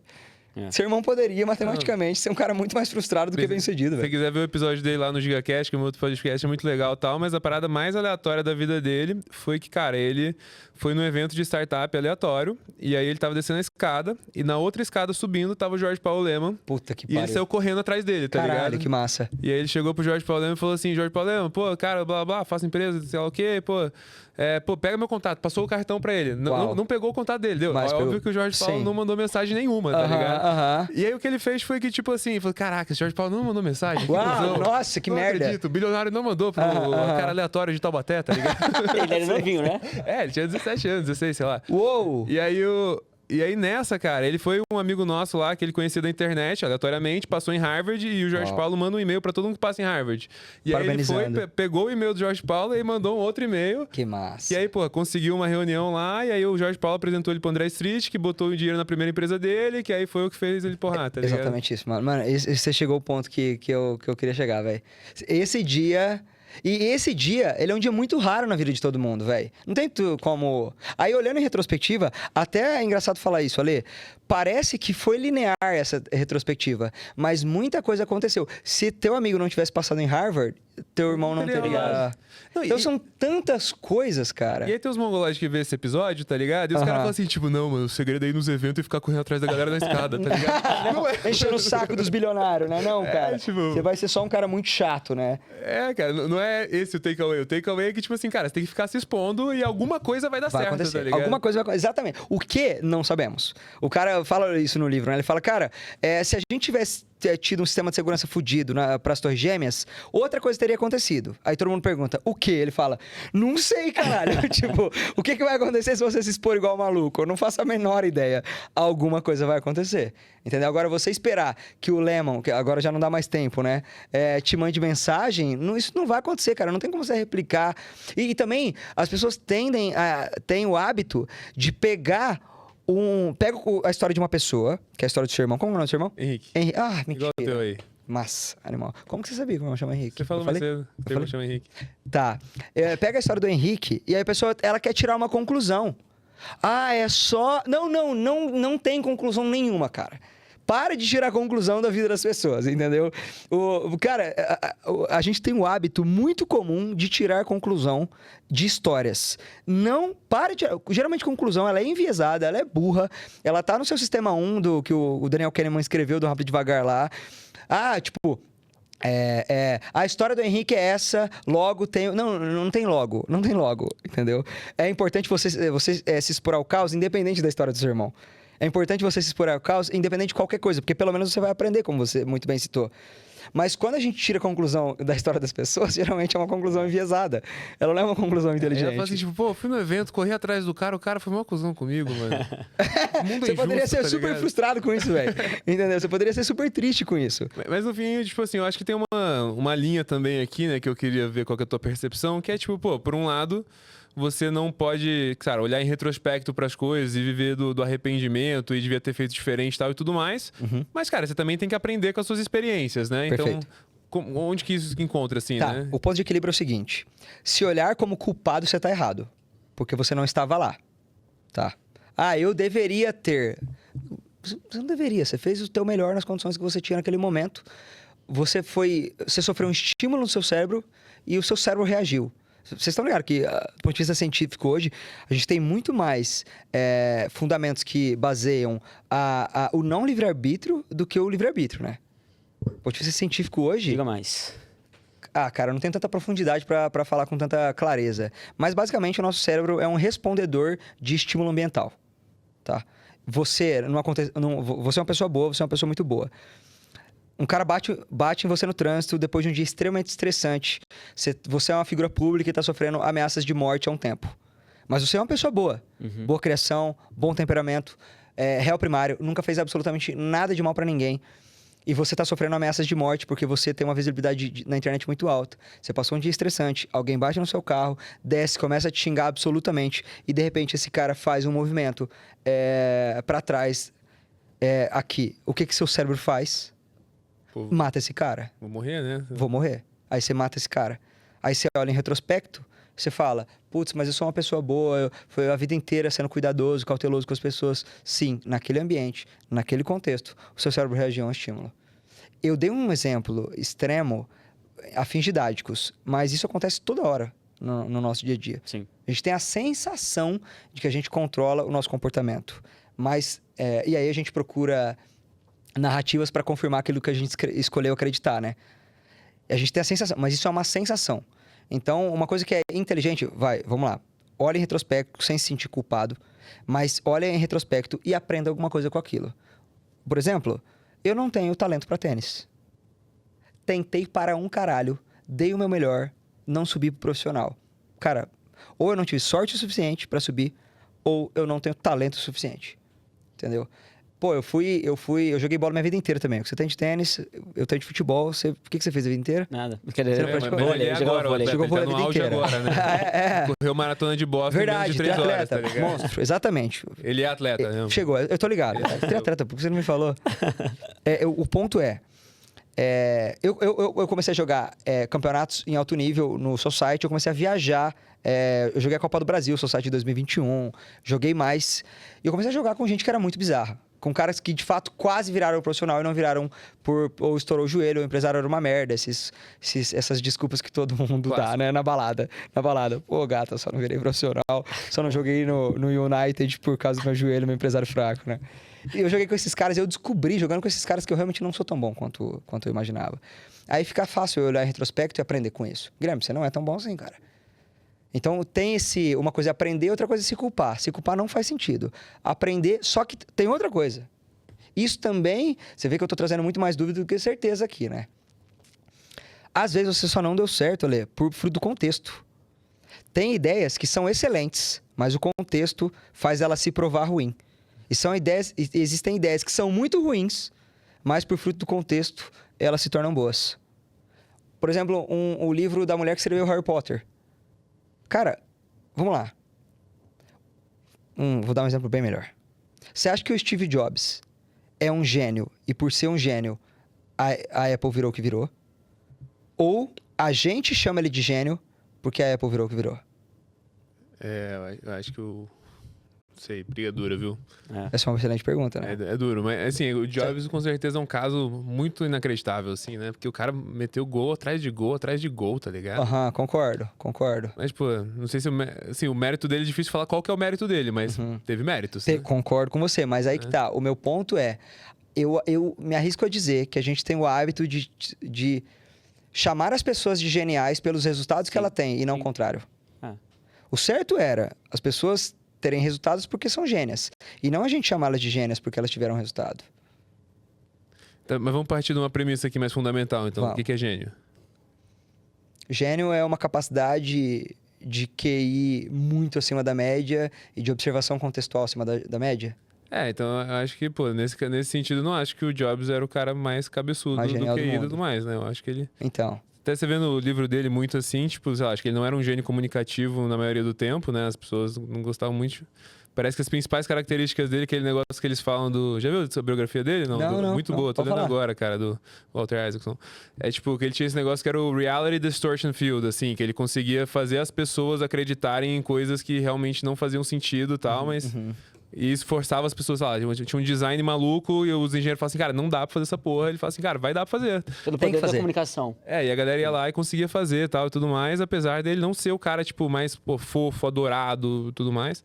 E a segunda coisa que ele era muito bizarro também era de fazer as coisas ficarem muito simples, assim, né? Então ele queria... Tudo tinha que ser extremamente simples, extremamente inovador e tal e tudo mais. Mas você foi ver, cara, essas duas características... Trivial, pô.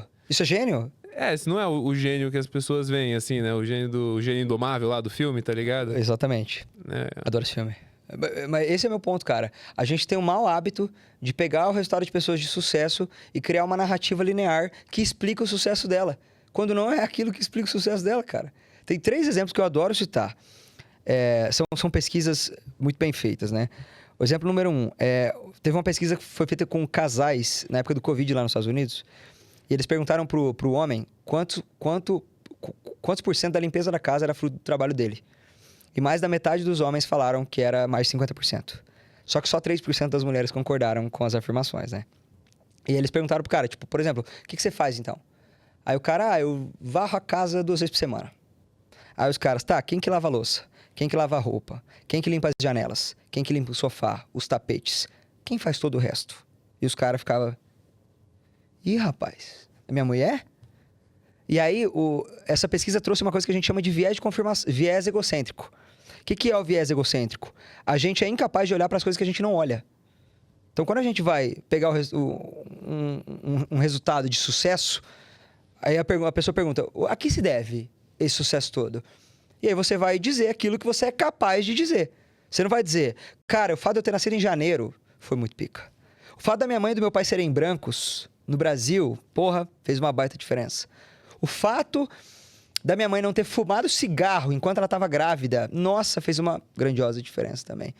O fato de eu ter estudado em colégio de freira na minha infância e ter uma habilidade legal para o esporte e ser desenrolado e descolado, nossa, com certeza se deve a todo o meu sucesso. A gente não olha isso. O fato de você ter ajudado seu amigo gay lá, que era O fato de eu ter ajudado meu amigo gay e ter uma propensão a dar aula e descobrir com 12 anos de idade um talento que eu tinha, eu não vou contar essa história. Eu vou contar as noites que eu passei sem dormir. Gente, todo mundo passa a noite sem dormir, você não é especial por isso. Eu acordei cedo e trabalhei duro. Amigo, você tá no Brasil, todo mundo acorda cedo e trabalha duro. Eu vim de escola pública. Você tá no Brasil, brother. Todo mundo veio de escola pública aqui, cara. Eu li muito. Gente, todo mundo lê muito, cara. A gente não é exceção por trivialidade, velho. Eu pensei simples. Todo mundo, todo santo dia, pensa simples. E não vira Apple, mano. Não vira Steve Jobs. Só que a gente é incapaz de olhar para aquilo que a gente não olha. A coisa dos caras, jogadores americanos de hockey, cara, é um excelente exemplo. Você não vai ver os caras falando isso. Você não vai ver o cara falando, não, eu tive sorte, sabe? Não, meu pai tem um QI mais alto que o normal, meu pai lia em casa. Ninguém fala isso, cara. Entendeu? Seus pais provavelmente são pais educados. Oh, com certeza. Quando meu pai é um caipira do interior, minha mãe fez economia por desespero, não porque a educação na casa dos meus avós era super valorizada e a cultura erudita. Não, foda-se. Minha mãe era desesperada, era uma vendedora de loja de roupa que tentava subir na vida. E aí a universidade, tanto que eu fui discutir Marx com a minha mãe não lembrava, velho. Não lembrava, pô. Filho, você entendeu que a faculdade foi um desespero e não um valor de conhecimento? Seus pais não, cara. Mandar teu irmão... Quem que manda filho pra Stanford, irmão? Não, mas a história não é tão preto no branco assim mas também, não. Nenhuma é, mas conta aí. Eu reconheço sorte pra caramba, assim, tal. Mas, pô, acho que a parada que mais tive sorte, assim, provavelmente foi meu avô, dele ser professor, assim, tal. Aí... Universitário? Não, de escola do interior, assim, professor de português e tudo mais, mas ele, pô, sempre foi um cara que valorizou muito a educação e, pô, o sonho dele era que todos os filhos fizessem faculdade e tal. Seus pais fizeram? Minha mãe começou a fazer, minha família é de Mirante do Paranapanema. Até Paranapanema é ali perto do aquele lado, mas é mais pro Mato Grosso do Sul, ali pra cima, perto de Três Lagoas, pro Presidente Prudente ali. Mano, eu conheço todos aqueles lugares. Então, tua família é de Mirante do Paranapanema? É. Eu conheço lá, velho. Pô, tragédia ali, desse tamanho também e tal, Deus. né? Mas como que veio São José dos Campos? Porque São José dos Campos tem cultura educacional, aí né? Aí minha mãe, ela fez faculdade em Tupã, tá ligado? Que é uma cidade de São Paulo. terrível ali também. E aí, cara, na cabeça dela, ela falou assim, pô, não tô gostando muito de Tupã, estudava direito, quero ir pra Unisantos, tá ligado? E aí na Unisantos ela foi lá, trabalhava com um negócio de suco e tudo mais, e ela também, pô, teve essa visão, falou, cara, acho que eu não quero muito ser advogada e tal, pô, vou estudar pra ser juíza. E aí, cara, no ano que ela decidiu isso, foi o ano que liberaram você ser um juiz de 25 anos. Uau. E ela foi a juiz mais jovem do Brasil. Tua mãe é a juíza mais jovem do Brasil. E aí, quando ela era juíza ainda, Uau. cara, o Lula veio e falou assim, tipo, cara, vamos abrir mais um monte de vaga de desembargador. E aí ela furou a fila de Tua desembargador. mãe é desembargadora? É aposentada. Uau. Mas ela virou desembargadora, tá ligado? Então, é tipo assim... Mas você concorda comigo que Stanford era uma pauta dentro da sua casa? Não era. Não era? Meu pai não sabe o que é Stanford. Não, mas a parada de Stanford, tipo assim, virou uma pauta porque meu irmão assistiu Chuck, que é uma série, tá ligado? Legal. O cara estudava lá e era meio genizinho. E aí ele, pô, ficou ligado nessa parada. E aí tinha um moleque que aparecia em todos os outdoors da cidade lá em São José. Que a gente aleatório morava em São José. E aí esse moleque tinha passado no MIT, tá ligado? Aí meu irmão mandou uma mensagem pra esse moleque, o Gustavo Haddad, que hoje é legislador do Senado lá e tal. Uau. E falou, pô, velho, vamos ser amigo aí. E o cara, tipo, ele era muito inteligente, mas ele não tinha muito amigo, tá ligado? Aí ele meio que encontrou e aí meio que isso virou uma pauta, assim, tá ligado? Que legal, mano. Mas você percebe o quanto de coisa aconteceu pra chegar nesse momento? É muita coisa aleatória, né? Muita coisa aleatória. Tipo, é real, assim. É um alinhamento de fatores aleatórios e não são tão triviais, né? É um caso mais raro você ter uma mulher de 25 anos juíza, né? Mais exceção ainda. Mas é um alinhamento de fatores que fizeram dar certo, entendeu? Steve Jobs, inclusive, fala isso, né? Conectando os pontos é mais fácil entender onde você tá hoje. Mas olhando pra trás, né? Olhando em retrospectiva, exatamente. Mas, cara, você nascer num ambiente onde seus pais leem, sua vida já vai ser outra. Pô, é bizarro. Muda tudo. Muda tudo. Mas, tipo, teus pais fazendo você fazer esporte, já muda tudo. Pra caralho. Tá não, sim. Tipo, eu lembro que o meu pai não queria pagar educação particular. Minha mãe falou, isso eu faço questão e ponto final. Se a gente tiver que comer menos, a gente vai comer menos, mas a gente vai educar pelo menos até a 8ª série em um bom lugar, um colégio tradicional. O colégio, cara, a foto do colégio é o colégio, a igreja e os terrenos baldios da cidade, assim. Eles são mais... É uma instituição mais antiga do que a cidade em si. E aí, colocaram a gente na tradição. 3 anos de idade, já tava na escolinha de judô. Todo esporte barato eu participei. Que é futebol, judô, essas coisas. Esporte caro eu nunca joguei. Mas, enfim, eles incentivaram muito, assim. Aí a música também. Minha mãe botava em escolinha de violão, botava em inglês. Vai, vamos tentar, entendeu? Gui, eu acho que já vi um corte polêmico seu dizendo que você não teria filho. É verdade? Agora, se tivesse um filho, e que tipo de escola você colocaria seu filho?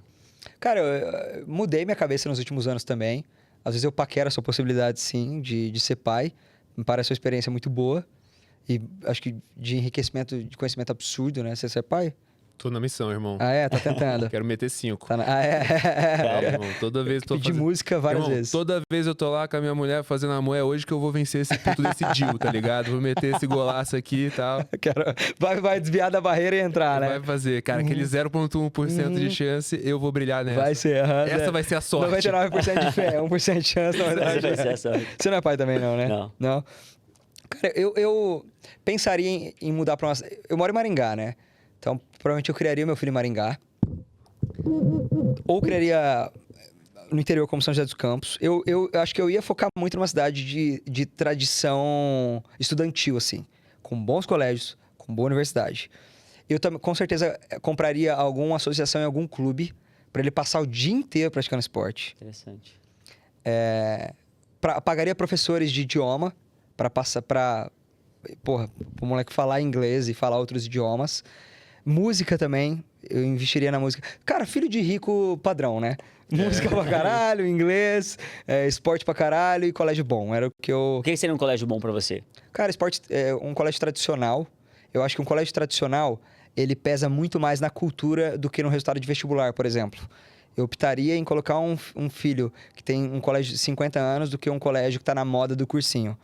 Porque eu acho que meu filho seria muito rato, assim, de laboratório para aprovação e, é tudo que a gente quer que ele passe na USP. Eu não teria essa pressa nenhuma. Mas colocar ele num lugar onde eu conheço os pais das pessoas que ele vai conviver, que o meu filho vai conviver com os filhos dessa galera, para mim seria muito importante, entendeu? Isso significa que daria certo? Não. Significa que eu reduziria as chances de dar errado, né? Ayrton Senna falava isso.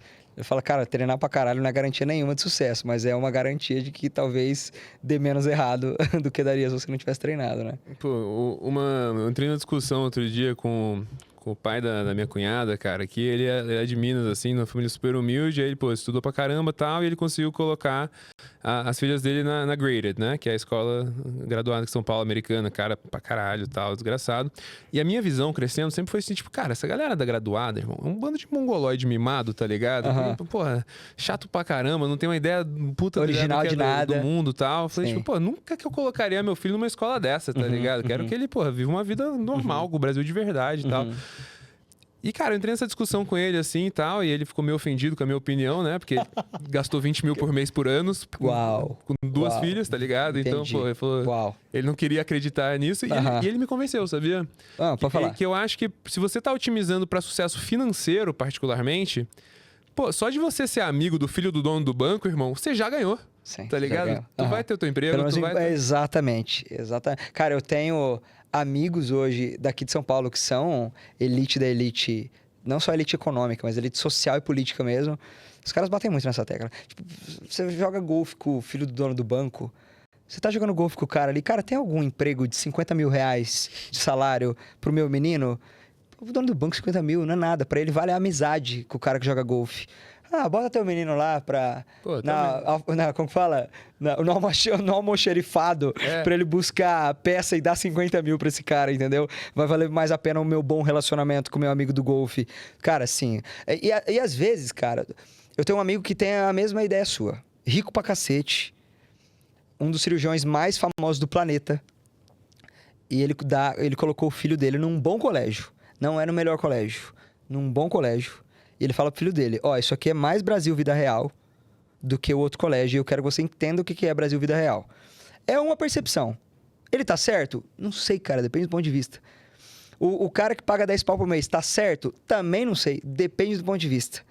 O tempo que vai dizer se deu certo ou se deu errado. E ainda que o tempo diga, olhar em retrospectiva também vai dar errado. Porque a gente não controla tudo. Então, às vezes... E, cara, colégios muito tradicionais, Ale, ele tem um perigo... que geralmente ele é muito parecido com o high school americano.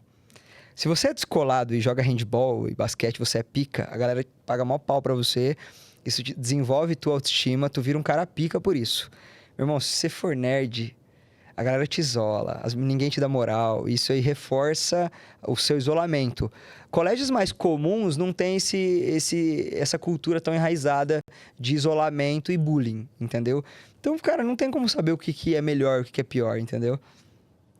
Bicho, e acho que é muito da tua definição de o que é sucesso, né? Então, tipo, pô, sucesso pra você que teu filho tenha dinheiro, talvez tenha esse caminho aqui e tal. E tem que fazer o melhor com as tuas possibilidades, né? E é o que eu aprendi também aqui. Fala, Ale. Não, eu ia falar que acabou nosso tempo, irmão. Não, eu só queria falar que acho que faz muito sentido também escolher uma escola para um determinado filho. Foi algo que eu aprendi aqui no nosso primeiro episódio. Cara, qual que é o meu filho?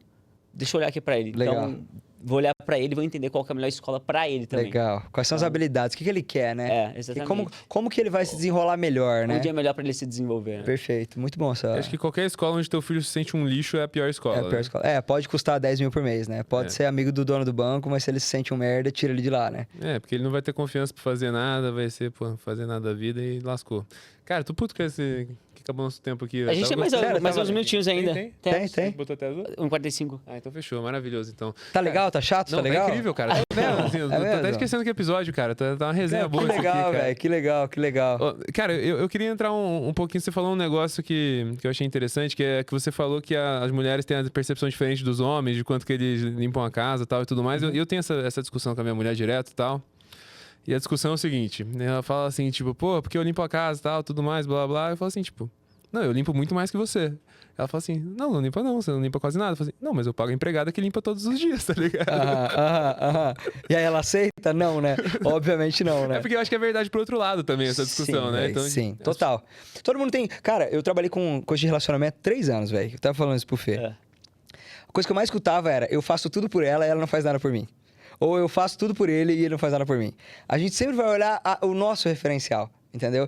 Então, se pra ela gasta 5 horas da semana dela pra limpar a casa e você não gasta nenhuma, do ponto de vista dela, ela trabalha ponto final. Ah, mas eu coloco uma empregada pra limpar aqui todo dia.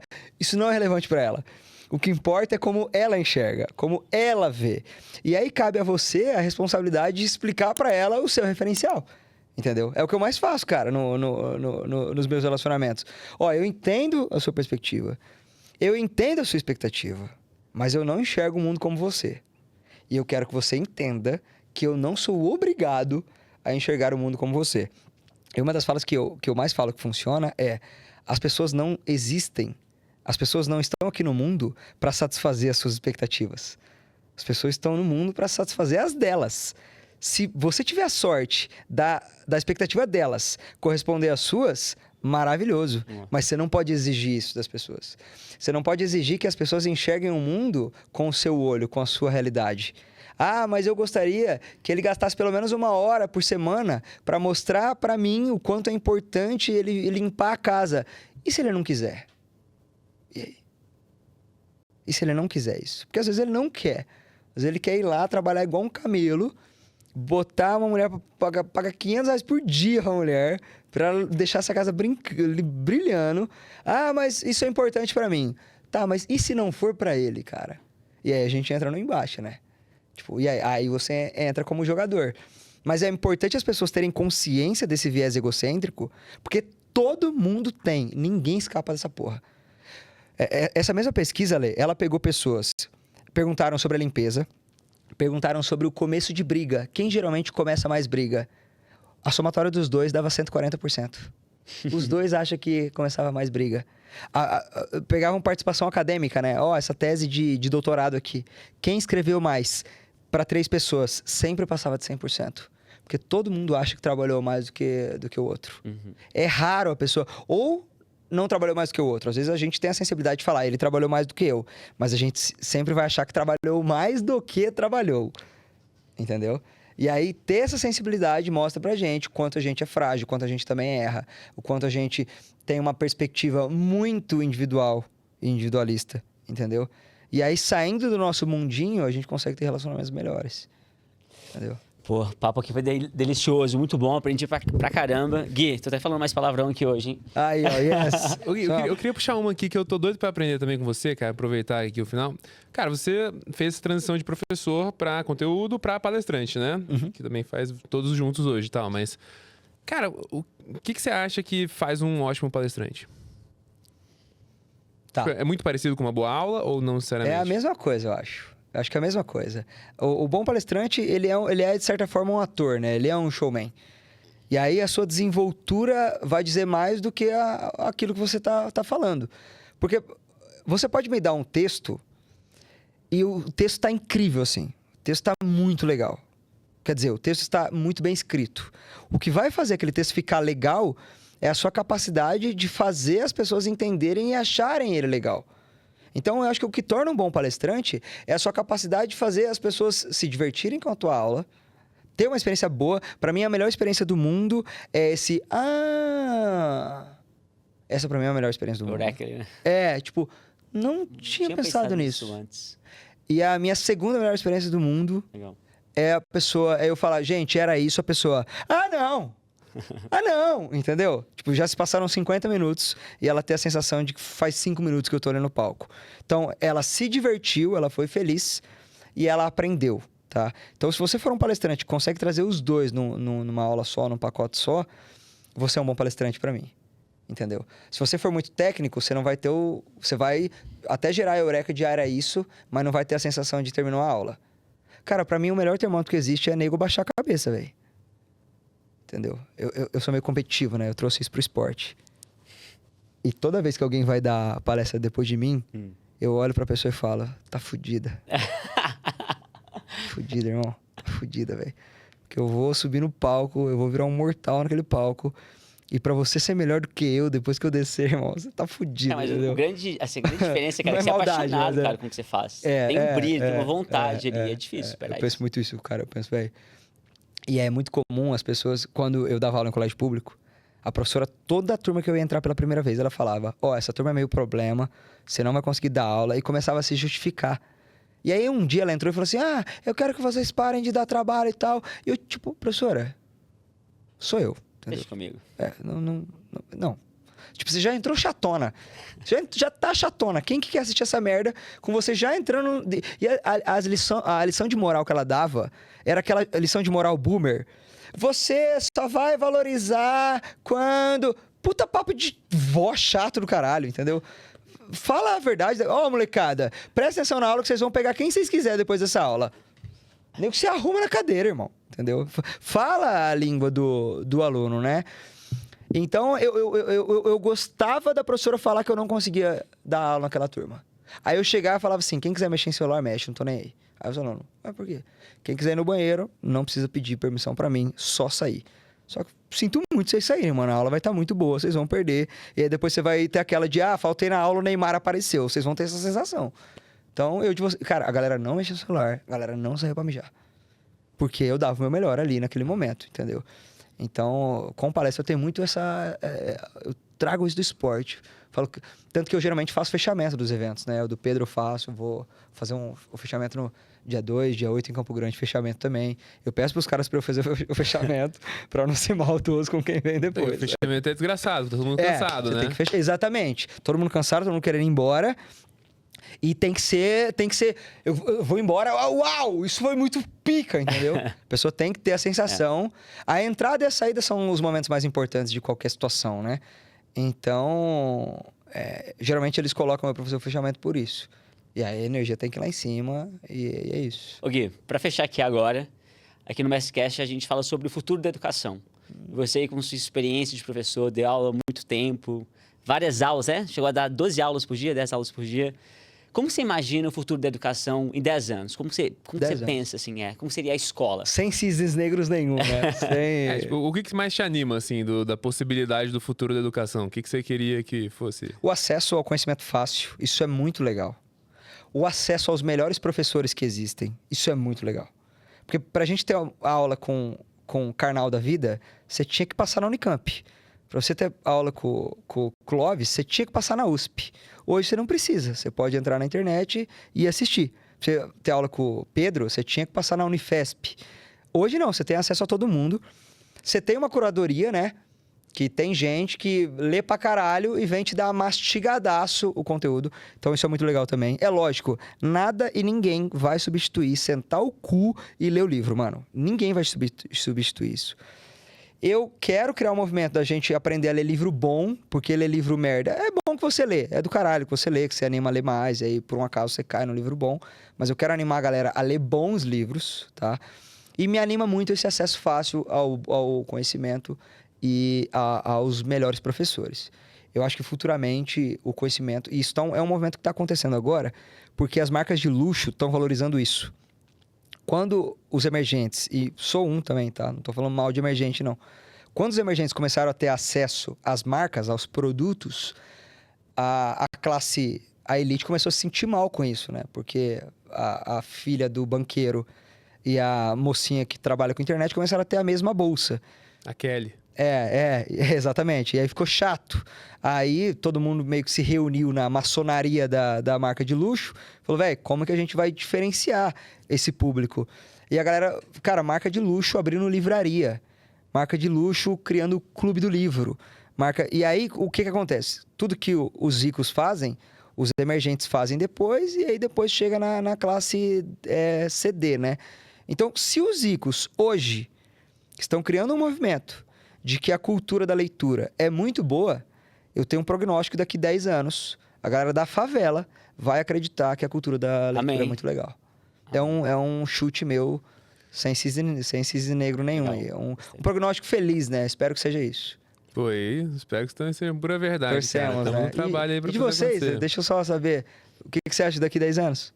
Pô, eu gostaria muito que a escola mudasse no sentido de preparar o aluno para desenvolver competências para a vida, não simplesmente para o vestibular. Assim, essa é a minha principal função e meu job hoje, meu trabalho hoje é levar a educação financeira para as crianças e para os jovens, mas espero que eles consigam desenvolver oratória, comunicação, que eles consigam se desenvolver como pessoas. E o mais importante, cara, que desde criança a gente seja incentivado a entender o que a gente quer para a gente mesmo e a gente se descobrir e desenvolver o autoconhecimento. Né? Quanto mais cedo, melhor, né? Quanto menos atrasado, você não descobrir que você é bom com 40 anos, você não aprende tão rápido quanto com 11, né? Não só ser levado pela manada. Acho que isso aconteceu um pouco comigo. Legal. E você, Ale, o que você acha que é o futuro da educação? Cara, eu tô numa fase um pouquinho doomer da inteligência artificial. Acho que, tipo, pô, todo mundo vai ser desempregado daqui a 10 anos, talvez, né? Espero que não. Na batalha. Acho que novos empregos vão surgir também, mas, pô, né? se isso não for acontecer, tal, né, cara?